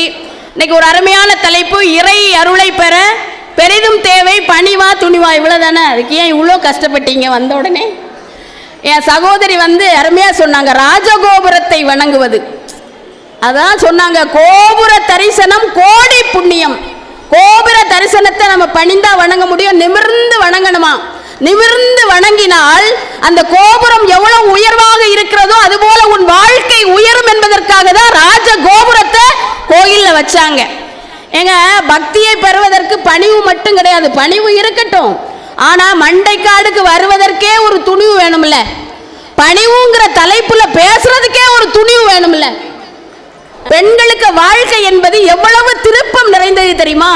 பெண்கள் ஒரு ஆலயத்திற்கு வணங்குவது என்பது எவ்வளவு கஷ்டம். அந்த கஷ்டத்தை எல்லாம் தாண்டி நீ என்னிடத்திலே வர வேண்டும் என்றால் உனக்கு துணிச்சல் வேண்டும் என்று மண்டைக்காடம்மா சொல்றார். ஒவ்வொருத்தருக்கு வாழ்க்கையுமே ஒரு போர்க்களம் நடுவர் அவர்களே. வாழ்க்கை என்பது புத்தகம் மாதிரின்னு சொல்லுவாங்க. ஒவ்வொருத்தருக்கும் ஒவ்வொரு புத்தகம். சிலருக்கு படிக்க விரும்பாத ஆங்கில புத்தகம், சிலருக்கு விடை தெரியாத கணக்கு புத்தகம், சிலருக்கு புதிய திருப்பங்களை தருகின்ற அறிவியல் புத்தகம், சிலருக்கு பக்கம் பக்கமாக கதையை சொல்லுகின்ற வரலாற்று புத்தகம், ஒரு சிலருக்கு தான் படிக்க படிக்க திகட்டாத தமிழ் புத்தகம் என்று சொன்னால் இந்த வாழ்க்கையிலிருந்து நாம் கடந்து வருவதற்கு நமக்கு துணிச்சல் தானே தேவை. அப்ப நம்ம என்ன செய்யணும்? அம்மா கிட்ட என்ன கேட்கணும்? ஒன்னும் கேட்க கூடாது. பங்களா கேட்டா பங்களா தருவா, நகை கேட்டா நகை தருவா, பிள்ளைக்கு கல்யாணம் பண்ணி வைப்பா கல்யாணம் பண்ணி வைப்பா. ஆனா ஒன்றுமே கேட்காமல் அவளுக்கு நன்றி மட்டும் சொல்லால் அவள் தன்னையே தருவாள் என்று சொன்னால் அதுதான் மண்டைக்காடம்மன். அதனாலதான் ஒரு விளக்கேற்றி வச்சுக்கிட்டு உங்க வேண்டுதலை, திருவிளக்கை ஏற்றி வைத்தோம் திருமகளே வருக, குலம் விளங்க எங்கள் வீட்டில் கொலுவிருக்க வருக, அலைமகளே வருக ஐஸ்வரியம் தருக, அலைமகளே வருக ஐஸ்வரியம் தருக. இப்படி வணங்கினாலே வணங்குவதற்கு இந்த கோயிலுக்கு வருவதற்கே ஒரு துணிச்சல் வேண்டும். அது மட்டும் இல்ல, நமக்கெல்லாம் ஒரு அடையாளம் என்ன தெரியுமா? ஐயாவளி நண்பர்களுக்கெல்லாம் தெரியும். ஐயாவளி நண்பர்கள் கோயில்ல போய் ஐயாட்ட என்ன கேட்பாங்க? ஐயா பணிந்து தான் வணங்குவாங்க, இல்லைன்னு சொல்லல. ஐயா மாப்பு தரணும், மன்னிப்பு தரணும், ஒன்னு சொல்ல ஒன்னு கேட்டு ஒண்ணுக்கொன்னு நிரப்பா இருக்கணும்னு ஐயாட்ட போய் பணிந்து வணங்கணும். அதுக்கு நீ எப்படி போகணும் தெரியுமா? தலைப்பாகை கட்டி கொண்டு துணிவாக போக வேண்டும் கோயிலுக்கு.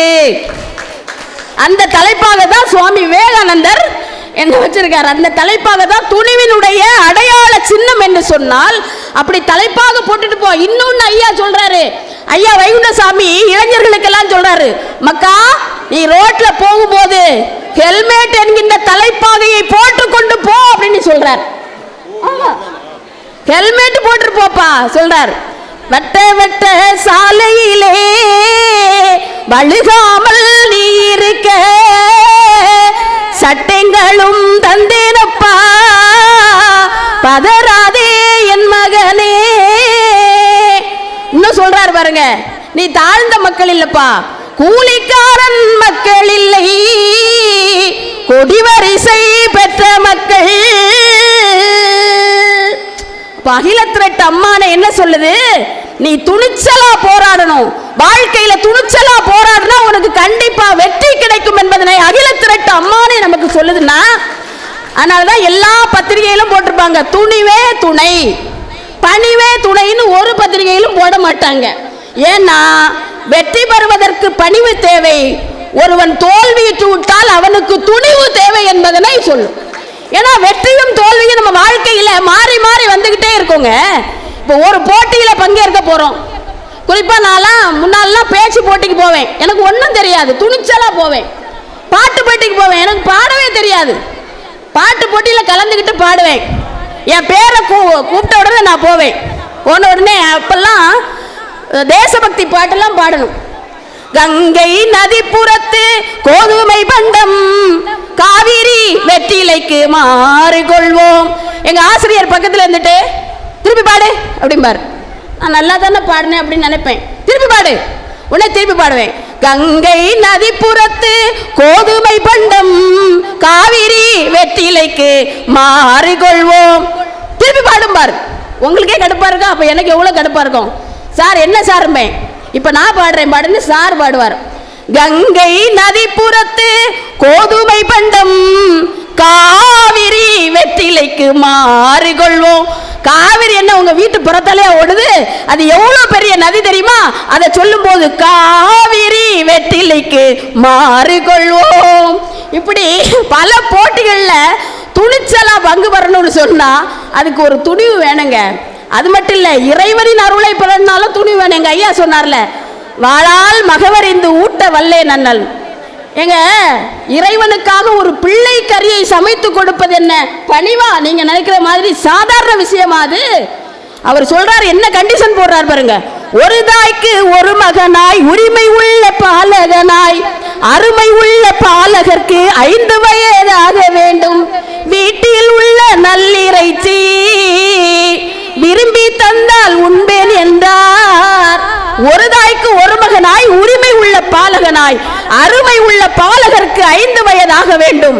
அந்த வீட்டில் சமைச்ச அந்த கறியை தந்தாதான் நான் சாப்பிடுறேன்னு சொல்றாருன்னா, அந்த தந்தை பிடிக்க தாய் அறியணும்னு சொல்றாரு, தாய் பிடிக்க தந்தை அறியணும்னு சொல்றாரு பாருங்க. அந்த பிள்ளை கறியை அறிந்து கொடுப்பது சாதாரண பக்தியா துணிச்சலான பக்தியா என்பதனை நீங்க வந்து சொல்லணும். எங்க காரைக்கால் அம்மையார் ஒரு அம்மா, ஏன் ராஜேஸ்வரி அம்மா, நீங்க சாதாரணமா பேய் வடிவம் எடுக்க முடியுமாம்மா? அவர் சொல்லுது, நான் ஏற்கனவே பேய் தான் அப்படின்னு சொல்லுது. அப்படி கிடையாது. எங்க காரைக்கால் அம்மையாருடைய பக்தி, எல்லா சிவன் கோயில்ல போனாலும் எல்லா அடியார்களும் நின்று கொண்டிருப்பார்கள், காரைக்கால் அம்மையார் மட்டும் உட்கார்ந்த நிலையில் இருப்பார்னா என்ன அர்த்தம் தெரியுமா? அது சிவபெருமான்கிட்ட கேட்டுச்சு, என் கணவனுக்கு உதவாத இந்த உடல் எனக்கு வேண்டாம், எனக்கு பேய் உருவத்தை கொடுத்து விட இறைவான்னு அந்த அம்மா கேட்டுச்சுங்க. ஒரு பெண் பேய் உருவம் பெறுவது என்பது சாதாரண விஷயமா? பேய் உருவம் எடுத்து போகிறாள். பார்வதி தேவி சிவபெருமான்கிட்ட கேட்கிறாங்க, இது யாரு, பார்க்கவே வித்தியாசமா இருக்காங்களே. அவர் சொல்றார், வரும் இவள் நம்மை பேணும் அம்மை கான்னு சொல்றாருன்னா, ஒரு அம்மா என்கின்ற ஒரு இறைவனை அம்மான்னு சொல்றாருன்னா அதற்கேற்ப தன்னை மாற்றிக்கொண்டு பக்தி செய்வது என்பது எவ்வளவு துணிச்சல். அதுவும் அந்த காலத்துல ஔவையார், நம்ம சின்ன வயசுல இருந்தோம்னா பக்தி செலுத்த முடியாது, இறைவனை அடைய முடியாதுன்னு முதுமை பருவம் இறைவன்கிட்ட கேட்டாங்களா இல்லையா? அப்ப அதுக்கு ஒரு துணிச்சல் வேண்டுமா இல்லையா? இப்போது முப்பந்தல்னு ஒரு இடம் இருக்குல்ல நம்ம ஊர்ல, ஏன் அதுக்கு முப்பந்தல்னு பேர் தெரியுமா? சேர சோழ பாண்டியர்களுக்காக சண்டை நடந்துச்சு. அந்த சேர சோழ பாண்டியர்களை வரவழைச்சி முப்பந்தல்ல ஒரு பந்தல் போட்டு உட்கார வச்சு சமாதானம் பேசியவர் ஔவையார். அந்த இடம்தான் முப்பந்தல் என்று சொன்னால், ஒரு பெண் துணிந்து விட்டால் எந்த காரியத்தையும் செய்ய முடியும் என்பதற்கு உதாரணம் ஔவையார் இல்லையாங்க? முருகப்பெருமான மட்டுமா? இப்போ மாறுவேடமிட்ட முருகப்பெருமான் ஔவையிடம் கேட்கிறான், எப்படி தெரியுமா? ஔவையே, சுட்டப்பழம் வேண்டுமா சுடாத பழம் வேண்டுமா? ஔவை சொல்கிறார், சுட்ட பழமோ சுடாத பழமோ சுகர் இல்லாத பழமா கொடுப்பா அப்படிங்கிறார். வாழ்க்கையில் நம்ம நிறைய சோதனைகளை தாண்டி வெற்றி பெற வேண்டும் என்று சொன்னால் ஒவ்வொரு மனிதனுக்கும் துணிச்சல் வேண்டும் என்பதை கற்றுத்தருவதே கோயில் தானங்க. பாரதி அச்சம் தவிர்னு சொல்றான். அச்சமில்லை அச்சமில்லை அச்சம் என்பதில்லையே, உச்சி மீது வானிடைந்து வீழுகின்ற போதிலும் அச்சமில்லை அச்சமில்லை அச்சம் என்பதில்லையே. பிள்ளைகள்லாம் சில நேரத்தில் பயப்படும், பேய கண்டு பயப்படும், பிசாசு கண்டு பயப்படும். அப்ப என்ன சொல்லுவோம்? கோயிலுக்கு போய் பதம் எரிஞ்சு பாரு, குழந்தை சரியாயிருவான்.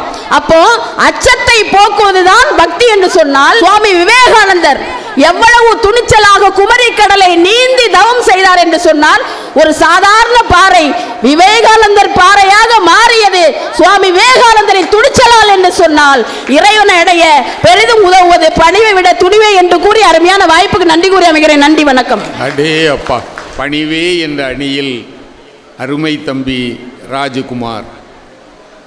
சொல்லரங்க தலைவர் ஐயா அவர்களே, சொல்லரங்க பேச்சாளர்களே, ஐந்தவ இந்து சேவா சங்கத்தினுடைய பொறுப்பாளர்களே, ஆங்காங்கே இருந்தும் வந்து கொண்டும் இருக்கின்ற பக்த பெருமக்களே, உங்கள் அனைவருக்கும் அன்பான வணக்கம். நடுவர் அவர்களே ரொம்ப அழகாக அற்புதமாக நிறைய விஷயங்கள் அவங்க பாடி பேசி ஒன்று சொல்லியிருக்காங்க. அவங்க பேசும்போது ஒரு விஷயத்தை சொன்னீங்கல்ல, சுவாமி விவேகானந்தர் வந்து கன்னியாகுமரி அந்த பாறையில் தவம் செய்தார். அந்த சாதாரண பாறையை விவேகானந்தர் பாறையாக மாற்றியது அவருடைய துணிச்சல்னு. அவர் எதுக்காக அங்கே வந்தார் யோசிச்சு பாருங்க. அமெரிக்காவுக்கு போகணும், எப்படி போறதுன்னு தெரியல, போகணுமா போக வேண்டாமாங்கிற முடிவெடுக்கிறதும் அவருக்கு குழப்பமா இருந்து, குழப்பமான நேரத்தில் அவர் நம் கன்னியாகுமரி பகவதி அம்மன்கிட்ட வந்து, அம்மா தாயே நான் குழப்பமா இருக்கிறேன், அமெரிக்காவுக்கு போகணுமா போக வேண்டாமான்னு உன் பாதத்தை பணிகிறேன்னு சொல்லி பணிந்து வணங்கினார். அமெரிக்கா வரைக்கும் போகக்கூடிய துணிச்சல் கிடைச்சது. அப்ப அன்னையினுடைய பாதத்தை பணியணும். நீங்க என்ன எல்லாத்தையும் சொல்லிட்டு கடைசியில் இது துணிச்சல், உங்க துணிச்சலை பாராட்டணுமா? ரொம்ப ரொம்ப ஆச்சரியமா இருக்கு. இந்த ஔவையார் கதை ஒன்று சொன்னாங்க தெரியுமா, சுட்டப்பழம் வேணுமான்னு கேட்ட கதை. அது எல்லாருக்கும் சின்ன பிள்ளைகளுக்கு கூட தெரியும் அந்த கதை. எதுக்காக அப்படி கேட்டார் தெரியுமா? ஔவையாருக்கு எல்லா இடத்திலேயுமே போய் பாடி வெற்றி பெற்றதுனால கொஞ்சம் ஆணவம் வந்துடுச்சு. நம்மளை மாதிரி பாடுறதுக்கு ஆள் இல்லை அப்படிங்கிற ஒரு எண்ணம். மேடையில் யாரும் பாட மாட்டாங்க, நாம மட்டும்தான் பாடுவோம் அப்படிங்கிற ஒரு எண்ணம் எல்லாரையுமே வெற்றி பெற்ற. நான் ஔவையாரை சொன்னேன், வேற யாரையும் சொல்லல. நீங்க பாட்டுக்கு எதையாவது கற்பனை பண்ணிடக்கூடாது. இதை சொல்லாம இருந்திருந்தா ஔவையாரை மட்டும் நினைச்சிருப்பாங்க. ஔவையாருக்கு ஒரு ஆணவம் இருந்தது. ஒட்டக்கூத்தர்ல இருந்து காளமேக புலவர் எல்லாரையுமே தோக்கடிச்சுக்கிட்டு வந்தாங்க. இந்த அம்மாவுக்கு தலைக்கு மேல கொஞ்சம் ஆணவம் துணிச்சல் வந்துடுச்சுன்னுட்டு இந்த எங்க மதுரைக்கு பக்கத்தில் இருக்கிற அழகர் கோவில் இருக்குல்ல, அந்த இடத்துல தான் அந்த அம்மா வேகமா வந்துகிட்டு இருந்தது. ஒரு நாவல் மரம், அந்த நாவல் மரம் இப்பவும் இருக்குது. மரத்து மேல ஆடு மேய்க்கிற ஒரு பையன் இருந்து மேல உட்கார்ந்து இருந்தா, அந்த அம்மா வெயில்ல நடந்து வந்த களைப்புனால அவங்க கையில விசிறி எல்லாம் இல்லை, அதனால களைப்புனால அப்படியே உட்கார்ந்து இந்த அம்மா உட்கார்ந்து இருக்குது. தாகம் வேற. மேலே இருந்து இந்த பையனை பார்க்கறான். பார்த்த உடனே, தம்பி கொஞ்சம் நாவல் பழம் பறிச்சு கொடுப்பியான்னு. சரி பாட்டி, நான் நாவல் பழம் தர்றேன், உனக்கு சுட்ட பழம் வேணுமா சுடாத பழம் வேணுமான்னு அந்த பையன் கேட்கிறான். பாட்டி நிறைய பாட்டு எழுதி இருக்கு, பாட்டெல்லாம் பாடி இருக்கு. பாட்டிக்கு விஷயம் தெரியல, எது சுட்ட பழம் எது சுடாத பழம். நம்ம பொதுவாக என்னன்னா, சுட்ட பழம்னா தீயில வச்சு சுட்டது இல்லைங்களா, இங்க அப்பன் சுடுறது மாதிரி தீவில வச்சு சுட்டது தான் சுட்ட பழம். அந்த அம்மாவுக்கு விளங்கல்ல. அது படிச்ச புத்தகத்தில் சிலபஸ்லயே இந்த கேள்வி இல்லை. என்ன தெரியுமா, நமக்கு எல்லாம் தெரியும்னு வருவோம், ஆனால் இறைவன் நமக்கு தெரியாததையும் கேட்பான். அவன் அதுதான் சிலபஸ்லயே இல்லை. சரி, குத்து மதிப்பா சொல்லுவோம், எனக்கு சுட்டப்பழம் வேணும்னு அந்த அம்மா கேட்டுச்சு. சுட்டப்பழம்னா நல்ல பழுத்த பழம்னு நினைச்சுக்கிட்டு அந்த அம்மா கேட்ட உடனே மேலே இருந்த சிறுவன் பழத்தை பறிச்சு பக்கத்துல மணல் இருந்தது, வேகமா போட்டான்.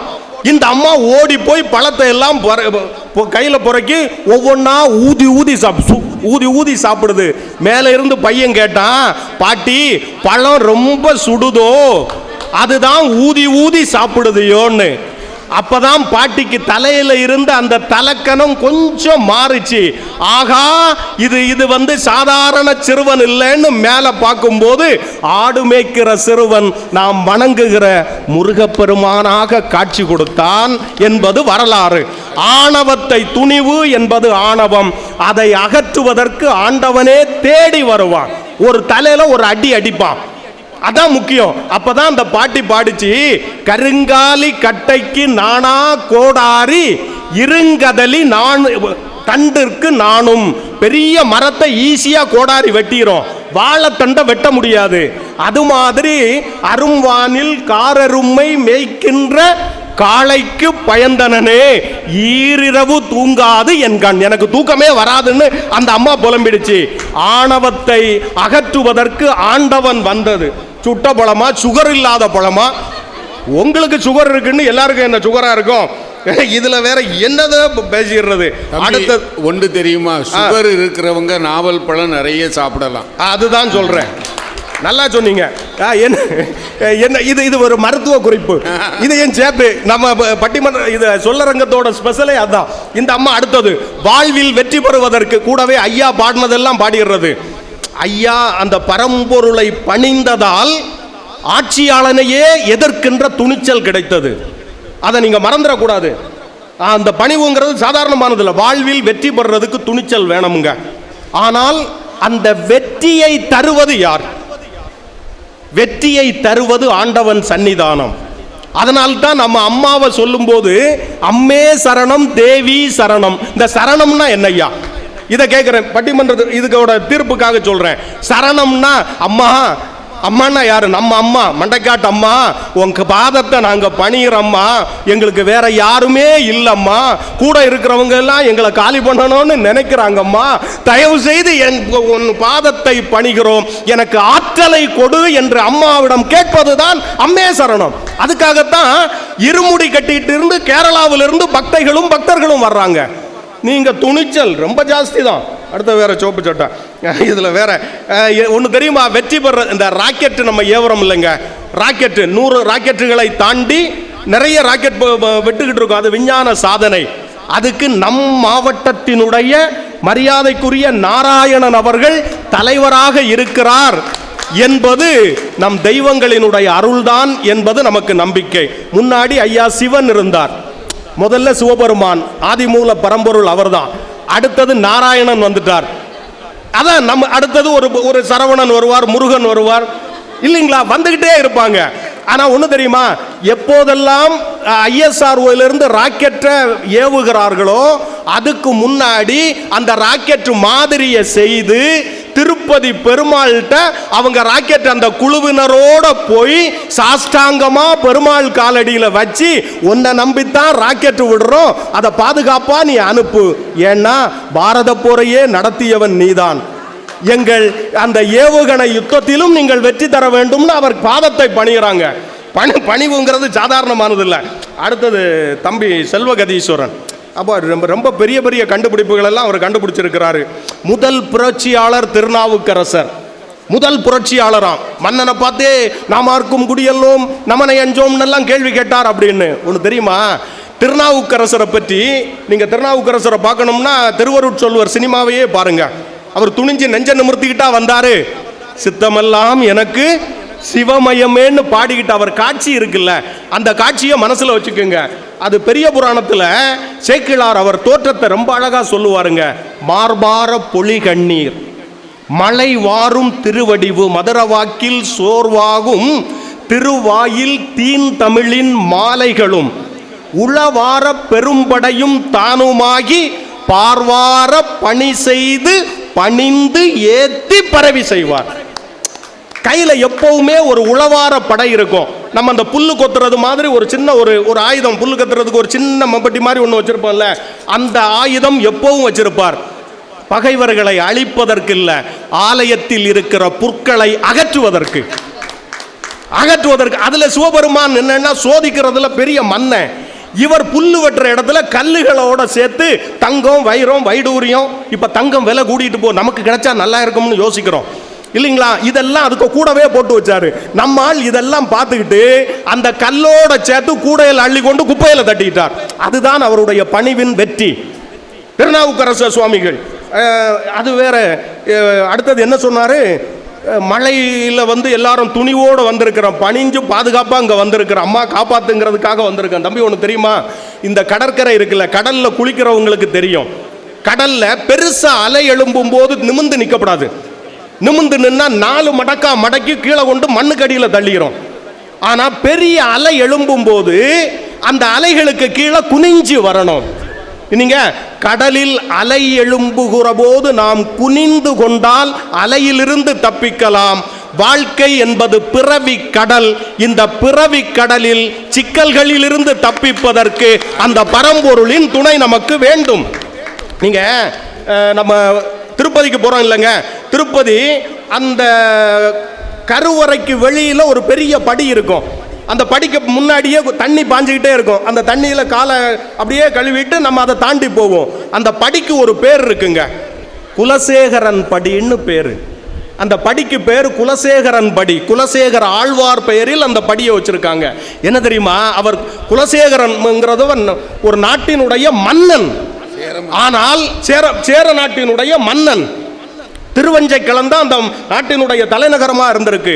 ஒரு பெரிய மன்னன் பெருமாள் பக்தனாகி என்ன பாடினா தெரியுமா, செடியாய வல்வினைகள் தீர்க்கும் திருமாலே நெடுமாலே வேங்கடவா நின் கோயிலின் வாசல் அடியாரும் வானவரும் அரம்பையரும் கிடந்துயங்கும் படியாய் கிடந்து உன் பவளவாய் காண்பேனே. ஏன்னா வெளியில வேற எதவா இருந்தாச்சுன்னா உன்னை பார்க்க முடியாது. படியாய் கீழே படுத்திருந்தா சரியா உன் முகத்தை நாம் பார்க்கலாம். அதுவும் பாண்டவர்களுக்காக கீதையை உபதேசித்த அந்த பவளவாயை நான் பார்த்து கொண்டே இருக்க வேண்டும், படியாய் இருக்க வேண்டும் என்று கேட்டவர் அவர். இது அந்த பணிவுங்கிறது. எங்க மணிவாசக பெருமான் பெருமக்கள்லாம் இருக்கீங்க, நமக்கு தெரியும் திருவாசகம், சிவபுராணம் இருக்குது. சிவபுராணத்தை பார்த்தீங்கன்னா முதல் வார்த்தையே என்னங்க, நமச்சிவாய வாழ்க. அடுத்தது நாதன் தாழ் வாழ்க, இமைப்பொழுதும் என் நெஞ்சில் நீங்காதான் தாழ் வாழ்க. அதானே இருக்கு.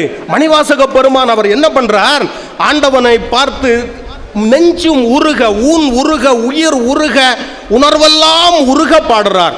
மெய்தான் அரும்பி விதிர் விதிர்த்து உன் உரையார் கலர்க்கு என் கைதான் தலை வைத்து கண்ணீர் ததும்பி வெதும்பி உள்ளம் பொய்தான் தவர்ந்துன்னை போற்றி செய்ய போற்றி என்னும் கைதான் நெகிடவிடேன் உடையாய் என்னை கண்டுகொள்ளே என்று கலங்கி உருகி பாடினார்.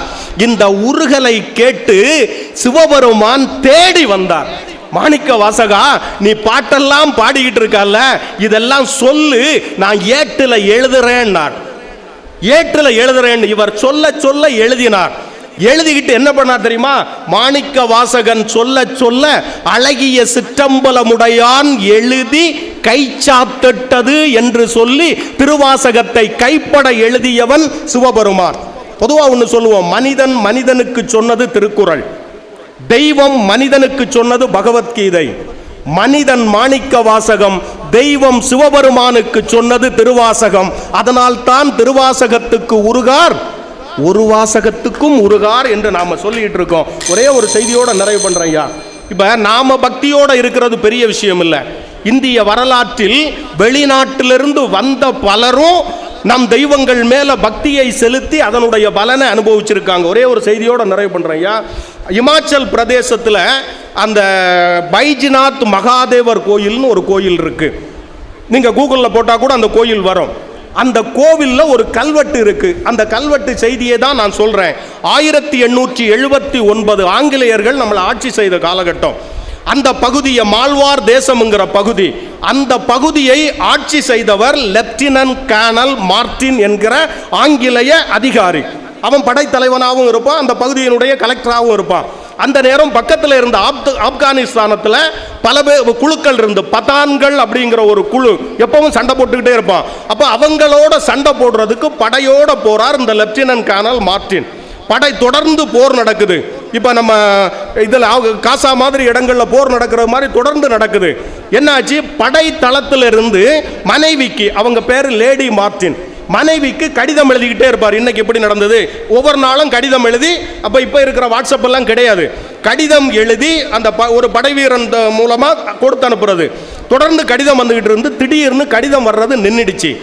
1 மாதம் ஆச்சு, 2 மாதம் ஆச்சு, கடிதமே வரல. அந்த அம்மாவுக்கு அவர் உசுரோட இருக்கிறாரா எந்த தகவலுமே இல்லை. பதறி போயிடுச்சு, என்னடா செய்யறதுன்னு ஒண்ணுமே பண்ண முடியல. அப்பதான் இந்த பைஜ்நாத் மகாதேவர் கோயில் வழியா அந்த அம்மா போறாங்க. போகும்போது உள்ள பக்தர்கள் நமச்சிவாய மந்திரத்தை சொல்லிட்டே இருக்கிறாங்க. சொல்லிக்கிட்டே இருக்கும்போது ஏன்னு ஒருத்தட்ட கேட்கும்போது, இல்லை இந்த மந்திரத்தை சொன்னால் தொடர்ந்து நம்ம வேண்டுதல் பலிக்கும். யார் வேண்டுனாலும் பலிக்குமா? நீங்கள் வேண்டுனாலும் பலிக்கும். அந்த அம்மா உள்ள வருது, பக்தர்களுக்கு பக்கத்தில் உட்காருது. அதுக்கு நமச்சிவாயங்கிற அந்த மந்திரம் சொல்ல தெரியல. திரும்ப திரும்ப மற்றவங்க சொல்றதை கேட்டு கேட்டு தப்பு தப்பாக சரி பண்ணி சொல்கிறாங்க. 11 நாட்கள் தொடர்ந்து நமச்சிவாய மந்திரத்தை அந்த அம்மா சொல்லிக்கிட்டே இருக்கிறாங்க. ஒரு அதிசயம் நடந்தது. 11 நாளைக்கு பிறகு ஒரு கடிதம் தன் கணவனிடமிருந்து வருகிறது. வரும்போது அதில் என்ன எழுதியிருக்கு தெரியுமா? தொடர்ந்து போர், அவங்கள்ட்ட நாங்கள் வசமாக சிக்கிக்கிட்டோம், அவங்கள்ட்ட இருந்து தப்பிக்கவே முடியல. ஒரு முறை நாம் கடுமையாக போராடிக்கிட்டு இருந்த சுற்றி எதிரிகள் விளைச்சிட்டாங்க, இதில் இருந்து உயிர் பிழைக்க முடியாதுன்னு நான் இருக்கும்போது எங்கிருந்தோ ஜடாமுடி தரித்த ஒருத்தர் கையில பெருசா சூலாயுதம் வைத்து என்னை சுற்றி இருந்த அத்தனை எதிரிகளையும் வீழ்த்தி விட்டு என் உயிரை காப்பாற்றி விட்டு ஒரு வார்த்தையை சொன்னார். உடனடியாக உன் மனைவிக்கு கடிதம் எழுதுவு என்று சொல்லிவிட்டு சென்றார். அவர் சொன்னதை பார்க்கும்போது சிவபெருமானுடைய தோற்றம் மாதிரி இருக்குது என்று சொல்லி அந்த கடிதம் முடியுது. பைஜநாத் மகாதேவர் சிவபெருமான் தான். அப்படியே சென்று அந்த லெப்டினன்ட் கர்னல் மார்ட்டினை காப்பாற்றி, எது இந்த பெண்ணினுடைய மனைவியினுடைய பிரார்த்தனை என்கின்ற பணிவுதான் காரணம். நான் இப்படி சொல்லி நிறைவு பண்றேன். நமச்சிவாயா என்கின்ற நாமத்தை சொன்னா நாம இந்த உலகத்தில் எதை கேட்டாலும் சிவபெருமான் தருவார். சிவாய நம என்கின்ற சூட்சும பஞ்சாட்சரத்தை சொன்னார், சிவபெருமான் தன்னையே தருவார். இதுதான் பணிவின் வெற்றி. வாய்ப்புக்கு நன்றி, வணக்கம். ரொம்ப மகிழ்ச்சி. இனி தம்பி சிவ ஜெயக்குமார் வாங்கய்யா. இந்த அருமையான மாசி அன்னையினுடைய மாசி குடை விழாவிலே நடைபெற்று கொண்டிருக்கக்கூடிய இந்த சொல்லரங்கத்திற்கு நடுவராக வீற்றிருக்கக்கூடிய நடுவர் அவர்களே, அறிஞர் பெருமக்களே, பெரியோர்களே, தாய்மார்களே, சகோதர உள்ளங்களே, உங்கள் அத்துணை பேரையும் வணங்கி மகிழ்ந்து, நீதிபதி அவர்களே, இறையருள் பெற பெரிதும் தேவை பணிவா துணிவா. அருமையா சொன்னார் உங்களுடைய நண்பர் ராஜகுமார். அம்மே சரணம், அம்மே சரணம், அம்மே சரணம், நீ அன்னையை பணிவாக வணங்குகின்றோம் என்று சொன்னார். நாங்கள் இல்லைன்னு சொல்லலையே, நீங்க சொன்னீங்கல்ல. 1769 அந்த மார்ட்டின் கர்னல் சண்டையிட்டு கொண்டிருக்கின்றான். ஸ்ரீமதி மார்ட்டின் பைசாநாத் நகரில் அம்மா அந்த நமச்சிவாய மந்திரத்தானே வழிபாடு செய்து கொண்டிருக்கின்றார்கள். சிவபெருமான் நினைத்திருந்தால் கைலாசத்தில் இருந்து அந்த மார்ட்டினுடைய எதிரி படைகளை, ஆப்கான் படைகளை வெட்டி வீழ்த்தி இருக்கலாமே. ஏன் ஜடாமுடி தரித்து கையிலே திரிசூலத்தை ஏந்தி அந்த போர் வீரர்களை துவம்சம் செய்தார்? போர்க்களத்திலே தேவை பணிவு அல்ல, துணிவு. துணிவு இருந்தால்தான் உனக்கு வெற்றி கிடைக்கும் என்பதனை சாட்சாத் சிவபெருமானே ராஜகுமார் நீங்களே ஒப்புக்கொண்டு விட்டீர்கள் என்று சொன்னால், ராஜகுமார் ஒத்துவிட்ட பிறகு ராஜாராம் அவர்களே ஒத்துவிடாமல் போய்விடுவாரா? ஐயா, கடல்ல நீந்திக்கிட்டு வந்ததான்னு சொன்னீங்கல்ல. இந்த பாரினை குலுக்கிய பாரத துறவி, துறவிகளிலும் தனக்கு நிகர் தானே ஆன ஒரு அரசியல் துறவி, பாரதம் அணி திருநாடே தான் என்று உருவகித்து வாழ்ந்த ஒரு தேசபக்த துறவி, நவீன இந்தியாவினுடைய ஆசிரியர் சுவாமி விவேகானந்தர். அந்த விவேகானந்தர் கன்னியாகுமரிக்கு வந்தாரு. நீங்க என்ன சொன்னீங்க? பணிந்தார் சென்றார். இல்லை, சுறாமீன்கள் இருக்கக்கூடிய கடல் நீந்தி அவருக்கு பழக்கம் இருக்கிறதா? கடலை பார்த்தவர் அல்ல, கடலினுடைய ஆழம் தெரியாதவர். ஆனால் கையில காசு இல்லைங்க. அந்த படகோட்டி கேட்டான். படகோட்டி கேட்ட காசை கொடுப்பதற்கு முடியல. துணிச்சலாக கடலிலே குதித்தார், நீந்தினார், கடலிலே நடுவிலே பாறைகள் உட்கார்ந்தார், துணிச்சலோடு சென்றார், பணிந்து இறைவனை வேண்டினார். இறைவனை பணிவதற்கு என்ன தேவை? துணிச்சல் இருந்தது. அவருடைய குருநாதர் யார்? கற்றுக் கொடுத்தார் ராமகிருஷ்ண பரமஹம்சர். அன்னை பவதாரிணி காளிகா தேவியினுடைய பக்தர், காளி கோயில் பூசாரி. நைவேத்தியம் கொடுக்கிறாருங்க. நைவேத்தியம் கொடுக்கிற, அம்மா சாப்பிடு, தாயே சாப்பிடு, பவதாரிணியே சாப்பிடு. சாப்பிட்டாளா? நீங்கள் பணிவோடு கொடுத்தீர்கள், அவள் ஏற்றுக்கொள்ளவில்லை. நான் பணிவோடு கொடுத்ததை ஏற்றுக்கொள்ளவில்லையா? துணிவோடு என்னுடைய தலையை வெட்டுகிறேன் என்று வாளை எடுத்தார். தலையை வெட்ட போனார், வந்து தடுத்தாள். இறை ஆசியை, இறை தரிசனத்தை கொடுத்தாள் என்று சொன்னால் பணிவு வேண்டும் என்று இல்லை, நாங்கள் சொல்லல. ஆனால் இறை அருளை பெறுவதற்கு அந்த பணிவை விட எது தேவை தெரியுமா? துணிவு வேண்டும். துணிவு இருந்தால் இறைவனுடைய அருள் கிடைக்குங்க. நீதிபதி அவர்களே, மனம் மாறி மதம் மாறி இந்து சமயத்திற்கு தொண்டு செய்து கொண்டிருக்கின்றார் அப்பர் சுவாமிகள். பல்லவ பேரரசே எதிர்த்தது. வந்து நிற்கிறாங்க காவலர்கள், மன்னன் அழைக்கிறான், வா. இறைவன் தொண்டு செய்து கொண்டு இருக்கின்றான். அப்பர் சுவாமிகள் என்ன சொன்னாரு? நாமார்க்கும் குடியல்லோம், நமனை அஞ்சோம், நரகத்தில் இடர்படோம், நடலை இல்லோம். இதை வைத்துத்தானே பாரதி பாடினான். அப்பர் சுவாமிகளை வைத்துத்தானே பாரதி பாடினான். பூமியில் எவர்க்கும் இனி அடிமை செய்து வாழ்வோம், பூமியில் இனி எவர்க்கும் அடிமை செய்து வாழ்வோம், பரிபூரணனுக்கே அடிமை செய்து வாழ்வோம் என்று சொல்லி பாரதி சொன்னான் என்று சொன்னால் அங்கே எது நிற்கிறது என்று சொன்னால் பணிவை விட துணிவு இருக்கிறதுங்க. சுண்ணாம்பு காலவாயில போட்டு நீத்த வச்சாங்களே, ஐயோ சுண்ணாம்பு காலவாய் சுடு நீர் நினைச்சாரா? இல்லை, இறைவனுடைய நாமத்தை சொல்லிக்கொண்டே சொன்னார். மாசில் வீணையும் மாலை மதியமும் வீசு தெண்டலும் வீங்கிள வேனிலும் ஊசு வண்டரை பொய்கையும் போன்றதே ஈசன் எந்தை இணையடி நீளலே. சொன்ன இடம் எங்கே? சுண்ணாம்பு காலவாயில். அதையெல்லாம் ஏற்றுக்கொள்ள பணிவு வேண்டுமா, துணிவு வேண்டுமா? அந்த துணிவோடு தான் சொன்னான். அதனால் தான் கடைசியில் யானை வந்து தலையை தட்டுகின்ற பொழுது அப்பர் சுவாமி சொன்னார், மலையே வந்து வீழினும்.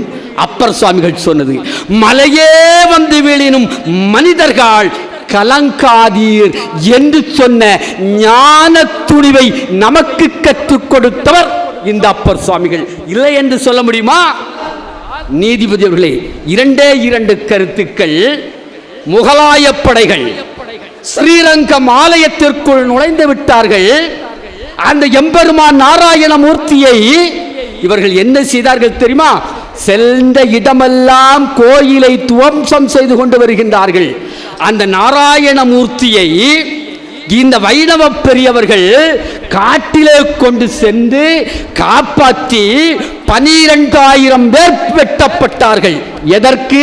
நீங்கள் இறையருளை வேண்டி செல்லக்கூடிய இறைவனை காப்பாற்றுவதற்காக 12,000 பேர் வெட்டப்பட்டார்கள் என்று சொன்னால் இறையருளை பெறுவதற்கு முன்னால் இறைவனை காப்பாற்றுவதற்கு என்ன தேவை? அதுதான் இந்த பட்டிமன்றத்தினுடைய சொல்லரங்கத்தினுடைய நிகழ்வாக அமைய வேண்டும். நீதிபதி அவர்களே, இப்படி சொல்லி நிறைவு செய்கிறேன். ஆடல் வல்லானை அந்நியத்தோட அனுமதிக்க மாட்டோம்.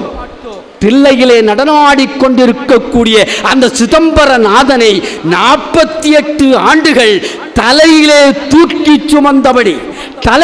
தூக்கி சுமந்தபடி காடுகளில் அலைந்தும் ஆவி துறந்தும் அந்த தில்லையம்பல நடராஜனை காப்பாற்றுவதற்கு பணிவு இருந்ததா, துணிவு இருந்ததா என்று சொன்னால் முழுக்க இறைவனை வழிபடுவதற்கும் துணிவு தேவை.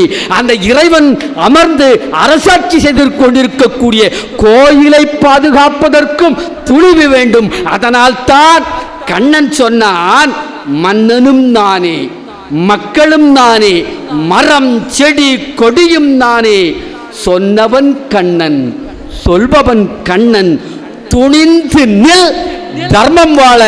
நன்றி, வணக்கம், ஜெய்ஹிந்த். 6 பேர் மிக அருமையாக பேசியிருக்கிறார்கள். தம்பி ஜெயக்குமார், துணிவு என்பது அசட்டு துணிச்சல் அல்ல, ஒரு அற்புதமான சொல்லாட்சியை பயன்படுத்தினார். இது ஞான துணிவு. நாமார்க்கும் குடியல்லோம், நமனை அஞ்சோம், ஏமாப்போம், நடலை இல்லோம், நரகத்தில் இடர்படோம், நடலை இல்லோம் என்று சொல்வதற்கு வருகிற துணிச்சல் இருக்கிறதே, இது ஞான துணிவு. ரொம்ப அருமையாக சொன்னார். பணிவு என்பதற்கு தம்பி எவ்வளவு அற்புதமான செயல், இந்த எடுத்துக்காட்டுக்களை எடுத்து சொன்னார்கள். இவர்கள் 6 பேரையும் நாம் பாராட்டுகிறோம். ரெண்டும் ஒன்றுக்கொன்று முரண்பட்டதா? காஞ்சிபுரத்தில் இன்றைக்கு அந்த திருக்கோவில் இருக்கிறது. காஞ்சிபுரம் விஷ்ணு காஞ்சி, சிவகாஞ்சி என்று அதை 2 பகுதியாக பிரிக்கிறாங்க. ஏகாம்பரநாதர் இருக்கக்கூடிய கோவில் இருக்கிற பகுதி சிவகாஞ்சி, பெருமாள் கோயில் இருக்கக்கூடிய பகுதி, வரதராஜ பெருமாள் கோயில் இருக்கக்கூடிய பகுதி விஷ்ணு காஞ்சி. அந்த விஷ்ணு காஞ்சியிலிருந்து கொஞ்ச தூரத்தில் இன்னொரு பெருமாள் கோவில் இருக்கிறது. அந்த பெருமாள் கோவிலுக்கு திருமழிசை ஆழ்வார் என்கிற ஆழ்வாருடைய சீடன் கணிகண்ணன் அந்த கோவில் பராமரிப்பு பொறுப்பை ஏற்றுக்கொண்டிருக்கிறார். ஒரு வயதான பாட்டி, அவள் அந்த கோவிலை சுத்தம் செய்து அந்த கோவில் நடையை திறந்து வைப்பாள். ஏனையவற்றை செய்வது கணிகண்ணன். ஒரு நாள் இவர் போகிறார், கோயில் சுத்தம் செய்யப்படவில்லை, அந்த பாட்டியை காணோம். நேரம் கழித்து வருகிறார். ஒரு மார்கழி மாதம், இந்த மாதத்திலாவது நீ சீக்கிரம் வர வேண்டாமா அம்மா என்று கணிகண்ணன் கேட்டார். அந்த வயதான மூதாட்டி சொன்னா, வயதாச்சுப்பா, என்னால் இந்த குளிரில் வர முடியலையே. கணிகண்ணன் திருப்பி கேட்டார், உன்னை இளமையாக்கி விட்டால் நீ வருவாயா? இது எங்கேயாவது நடக்குமா? வருவேன். நேர பெருமாள்கிட்ட போனார். உனக்கு தொண்டு செய்ய வேண்டும், இந்த மூதாட்டியை நீ இளம்பெண்ணாக மாற்று. அடியவன் சொன்னா இறைவன் கேட்பான். ஏன்னா இறைவன் அடியார்க்கு நல்ல பெருமாள். அந்த பாட்டி 65 வயது பாட்டி 18 வயது இளம்பெண்ணா மாறிட்டா.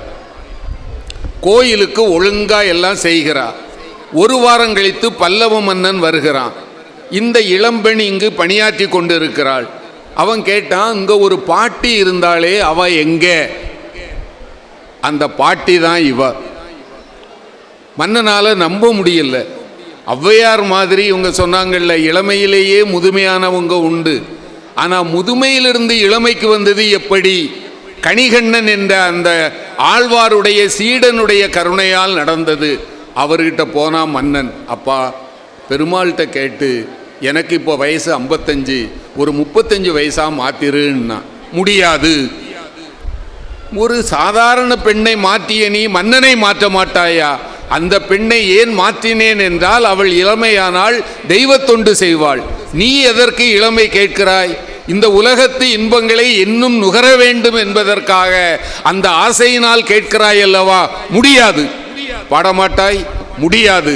அப்படியானா என் ஊரில் இருக்கிறதுக்கு உனக்கு அனுமதி இல்லை, நாடு கடத்தி இருக்கிறேன், போய்விடுன்னா. இவ்வளவு தானே, நான் போகிறேன். நேராக அவருடைய ஆழ்வார்கிட்ட போனார், குருநாதர்கிட்ட. என்னை ஊரை விட்டு நாடு கடத்தி இருக்கிறான், நான் போகிறேன். அவர் நேராக போனார். கொஞ்சம் பொறு, நமக்கு வேண்டிய ஒருத்தன் இங்கே இருக்கிறான், அவனையும் கூட்டிகிட்டு போவோம். நேராக போனால் பெருமாள் பள்ளி கொண்டிருக்கிறார். நேராக போய் சொன்னார், கணிகண்ணன் போ என்றான். காமருபூங் கச்சி மணிவண்ணா நீ கிடக்க வேண்டா, துணிவுடைய சென்னா புலவன் யான் செல்கின்றேன், நீயும் உந்தன் பைனாக பாய் சுருட்டிக்கொள். மணிவண்ணா, நான் ஊரை விட்டு போறேன், என் சீடம் போறதுனால உனக்கு என்னங்க படுக்க வேண்டி கிடக்கு? பாயை சுருட்டிட்டு வாயா. அவருக்கு பாய் எது? ஆதிசேஷன். பக்தன் ஆணையிட்டான் என்பதற்காக ஆதிசேஷனை சுருட்டி கக்கத்தில் வச்சுக்கிட்டு மகாலட்சுமியும் ஒரு கையில் பிடிச்சிக்கிட்டு பெருமாள் போயிட்டார். சாயங்காலம் பார்த்தா கோயிலில் பெருமாளை காணோம். மன்னன் துடித்து போயிட்டான். விஷயம் என்னன்னு தெரிஞ்சது. ஓடுறான். இவங்க செங்கல்பட்டு பக்கம் போயிட்டு இருக்கிறாங்க. காலில் விழுந்தான். நான் பண்ணதெல்லாம் தப்பு, தயவு செய்து நீங்கள் திரும்பி வரணும், மன்னிப்பு கொடுங்கள். ஆழ்வார் சொன்னார், மன்னித்தேன். கணிகண்ணா திரும்புனார். இப்போ பெருமாளுக்கு என்ன பண்ணுறதுன்னு தெரியல. இவனை நம்பி பின்னால் வந்தோம், அவன் பாட்டுக்கு திரும்பிட்டான். நான் நிற்கிறதா போவதா? இவங்க கேட்டார், யோ என்னையா திருன்னு முழிச்சுக்கிட்டு இருக்க?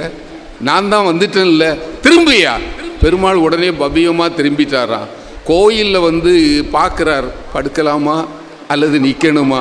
கணிகண்ணன் போக்கொழிந்தான், துணிவுடைய சென்னா புலவன் யான் செலவொழிந்தேன், கஞ்சி மணிவண்ணா நீயும் உன்னன் பையனாக பாய் விரித்துக்கொள் ஆணையிடுகிறார். அவன் பாயை விரிச்சுக்கிட்டு நல்ல வேளை இனிமே தொந்தரவு பண்ணாதப்பானே படுத்துக்கிட்டாராம். இன்றைக்கும் அந்த பெருமாளுக்கு என்ன பேர் தெரியுமா? சொன்ன வண்ணம் கேட்ட பெருமாள். இன்றைக்கும் நீங்க காஞ்சிபுரத்தில் போனால் அந்த திருக்கோவில் இருக்கிறது. அந்த திருக்கோவில் பெருமாளுக்கு பெயர் சொன்ன வண்ணம் கேட்ட பெருமாள். இப்போ புலவன்ட்ட இருந்தது பணிவா துணிவா இல்லையா? அவரே சொல்றார் இல்லையா, துணிவுடைய சென்னா புலவன் யான் சொல்கின்றேன். இந்த சமயம் சொல்லி தந்தது, உங்கள் நெஞ்சத்தில் அன்பு இருக்குமானால் இறைவனே அந்த அன்புக்கு கட்டுப்பட்டு அவன் வருவான் என்று சொல்லி தந்தது இந்து சமயம். அதுதான் இந்த சமயத்தினுடைய அற்புதமான பெருமை. ரொம்ப அருமையாக இவங்க சொன்னாங்க. ஆனால் தம்பி ஒரு வார்த்தை அருமையாக சொன்னார். துணிவு கொஞ்சம் ஆணவத்தையும் கொடுக்கும் இல்லையா? இந்த மண்ணில் மறக்க முடியாத மாபெரும் வீரர் சத்ரபதி சிவாஜி. சத்ரபதி சிவாஜி மட்டும் தோன்றவில்லை என்றால் பாரதத்தின் வரலாறு வேறு விதமாக மாறியிருக்கும். இறைவன் அருளிய கருணையால் வந்த மாவீரன் சிவாஜி. அவனுடைய குருநாதர் சமர்த்த ராமதாசர். அவர் சொல்லித்தான் எல்லாமே செய்வார். ஒரு முறை சிம்ம கோட்டையை கட்டி கொண்டிருக்கிறார் சிவாஜி மன்னன். மத்தியான வேளை கட்டுகின்ற தொழிலாளிகள், கொத்தனாறு, கையாள் எல்லாருமே சேர்ந்து வரிசையாக சாப்பிடுவாங்க. ஒரு 1000 பேர் உட்கார்ந்து சாப்பிட்றாங்க. மன்னன் சிவாஜியும் பக்கத்தில் ராமதாசரும் சேர்ந்து சாப்பிட்றாங்க. அவங்க சாப்பிடுகிற போது சிவாஜி பார்க்குறார், 1000 பேர் சாப்பிட்றாங்க, எல்லாம் நம்ம போடுற சாப்பாடு, எல்லாம் நம்ம போடுற, அதாவது அவரவர் நினைத்து நாம் போடுற சாப்பாட்டை தானே இவ்வளவு பேர் சாப்பிட்றாங்க. கொஞ்சம் ஆணவம். சாப்பிட்டு முடித்ததும் ராமதாசர் கூப்பிட்டார், சிவாஜி இங்கே வாப்பான்னார். 2 பேரும் கொஞ்சம் தூரம் போனாங்க. கொஞ்ச தூரத்தில் ஒரு பாறாங்கல் இருந்தது. அதுக்கு பக்கத்தில் இன்னொரு சிறிய பாறாங்கல் இருந்தது.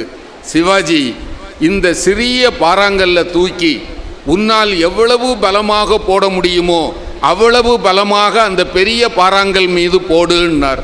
சிவாஜி தூக்கி அப்படி போட்டார். அந்த பாறாங்கல்லுக்குள்ளிருந்து ஒரு தேரை வெளியே குதித்தது.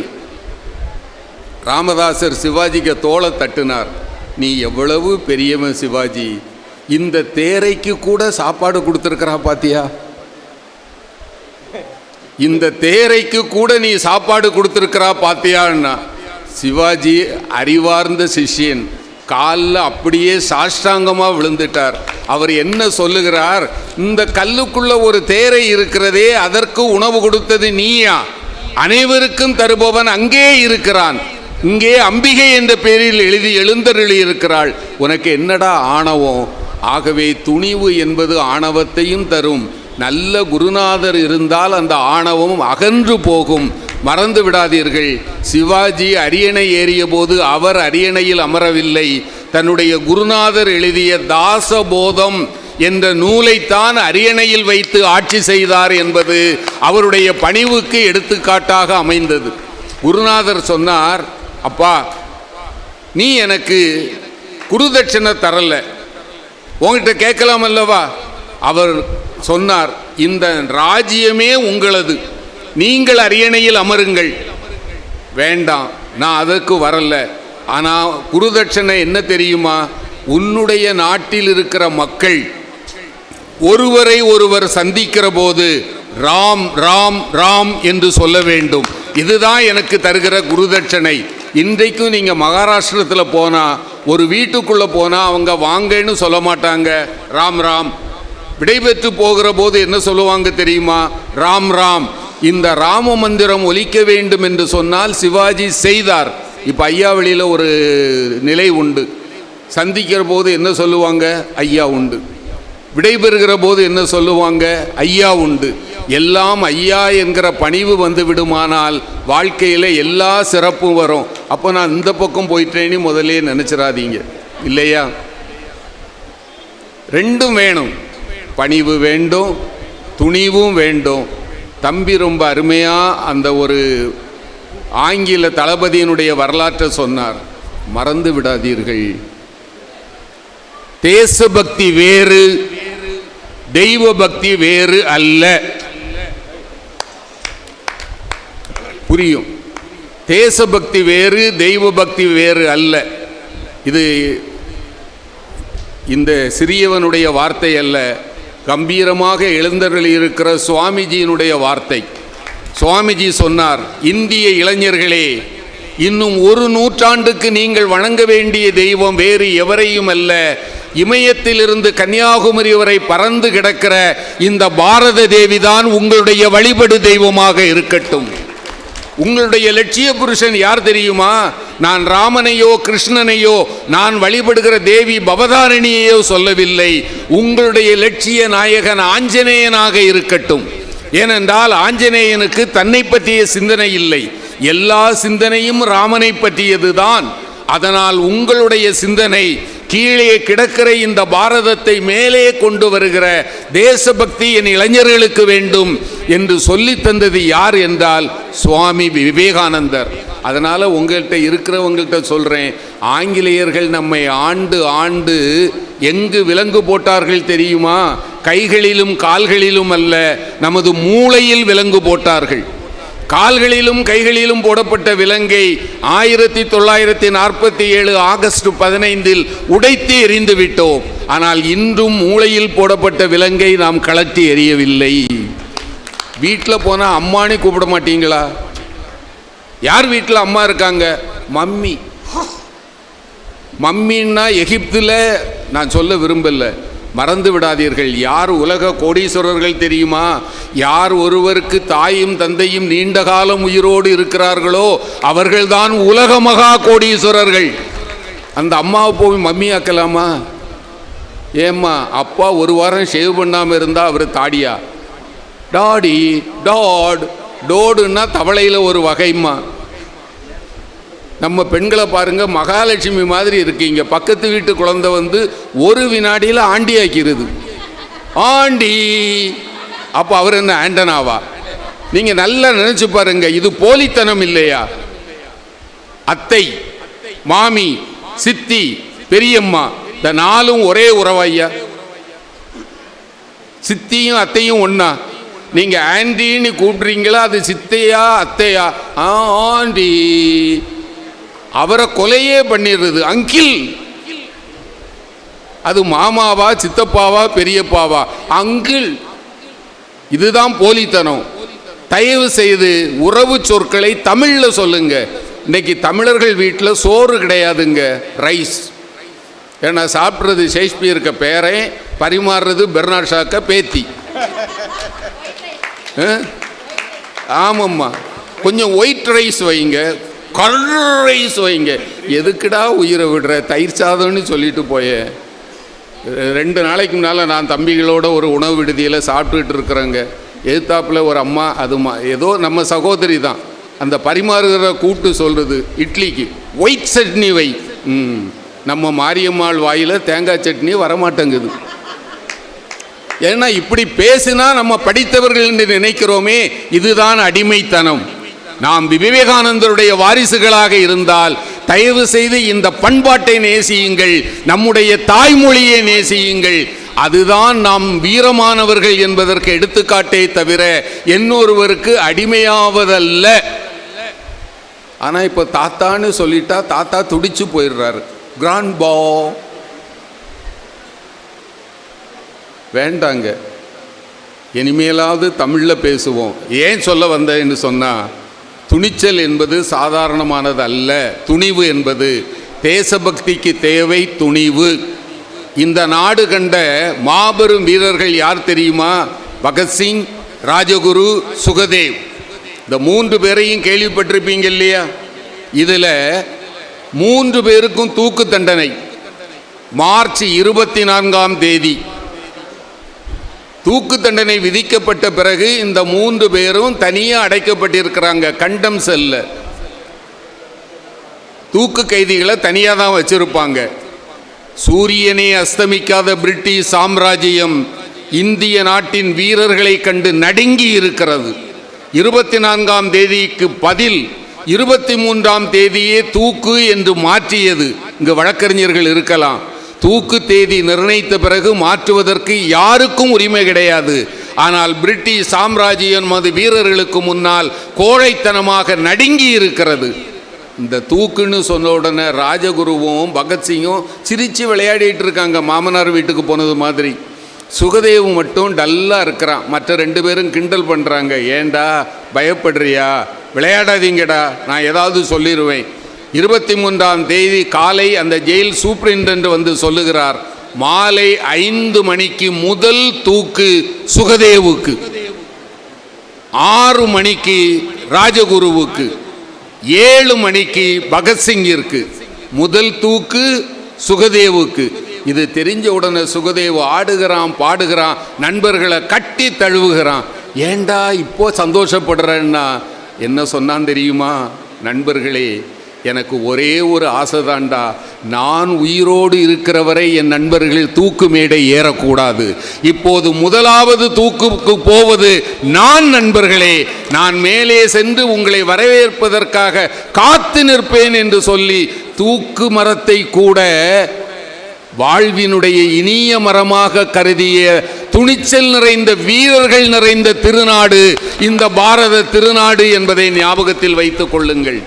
இதந்தரு மனையின் நீங்கி இது இடர்மிகு சிறைப்பட்டாலும் பதம் திரு 2 மாறி பழிமிகுந்து இழிவுற்றாலும் விதந்தரு கோடி இன்னல் விளைந்து என்னை அழித்திட்டாலும் சுதந்திர தேவி நின்னை தொழுதிடல் மறக்கிலேனே என்று பாடிய மகாகவி பாரதியின் மண் இந்த மண்.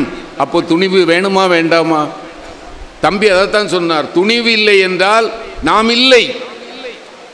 வாழ்க்கையை நடத்துறதுக்கு துணிவு வேணும். ஒன்றும் வேண்டாங்க, கல்யாணம் பண்ணுறதுக்கு துணிச்சல் வேணுமா இல்லையா? நான் ஏதோ சும்மா நான் ஜோக்கு சொல்கிறேன்னு நினைக்காதீங்க, கொஞ்சம் யோசித்து பாருங்கம்மா. தம்பி சரிதானா? திருமணம் செய்வதற்கே வாழ்க்கையில் துணிச்சல் வேண்டாமா? ஒரு குழந்தை முதல்ல நடைபயில்கிறது. தவழ்ந்த குழந்தை ஒரு அடி எடுத்து வைக்கிறது பார்த்தீர்களா? முதல் அடி எடுத்து வைப்பதற்கே துணிச்சல் வேணும். நீங்கள் சைக்கிள் ஓட்டுறீங்கல்ல, சைக்கிள் ஓட்டுறதுக்கு உங்களுக்கு துணிச்சல் வேணுமா வேண்டாமா? வேணும். எனக்கு ஒரு நல்ல நண்பர் இருந்தார், அவர் தான் ஸ்கூட்டர் ஓட்ட கட்டி தந்தார். நல்ல வேளை மெயின் ரோட்டில் இல்லை தம்பி, அவருடைய ஸ்கூட்டர் என்னை நம்பி ஓட்ட தந்தார்.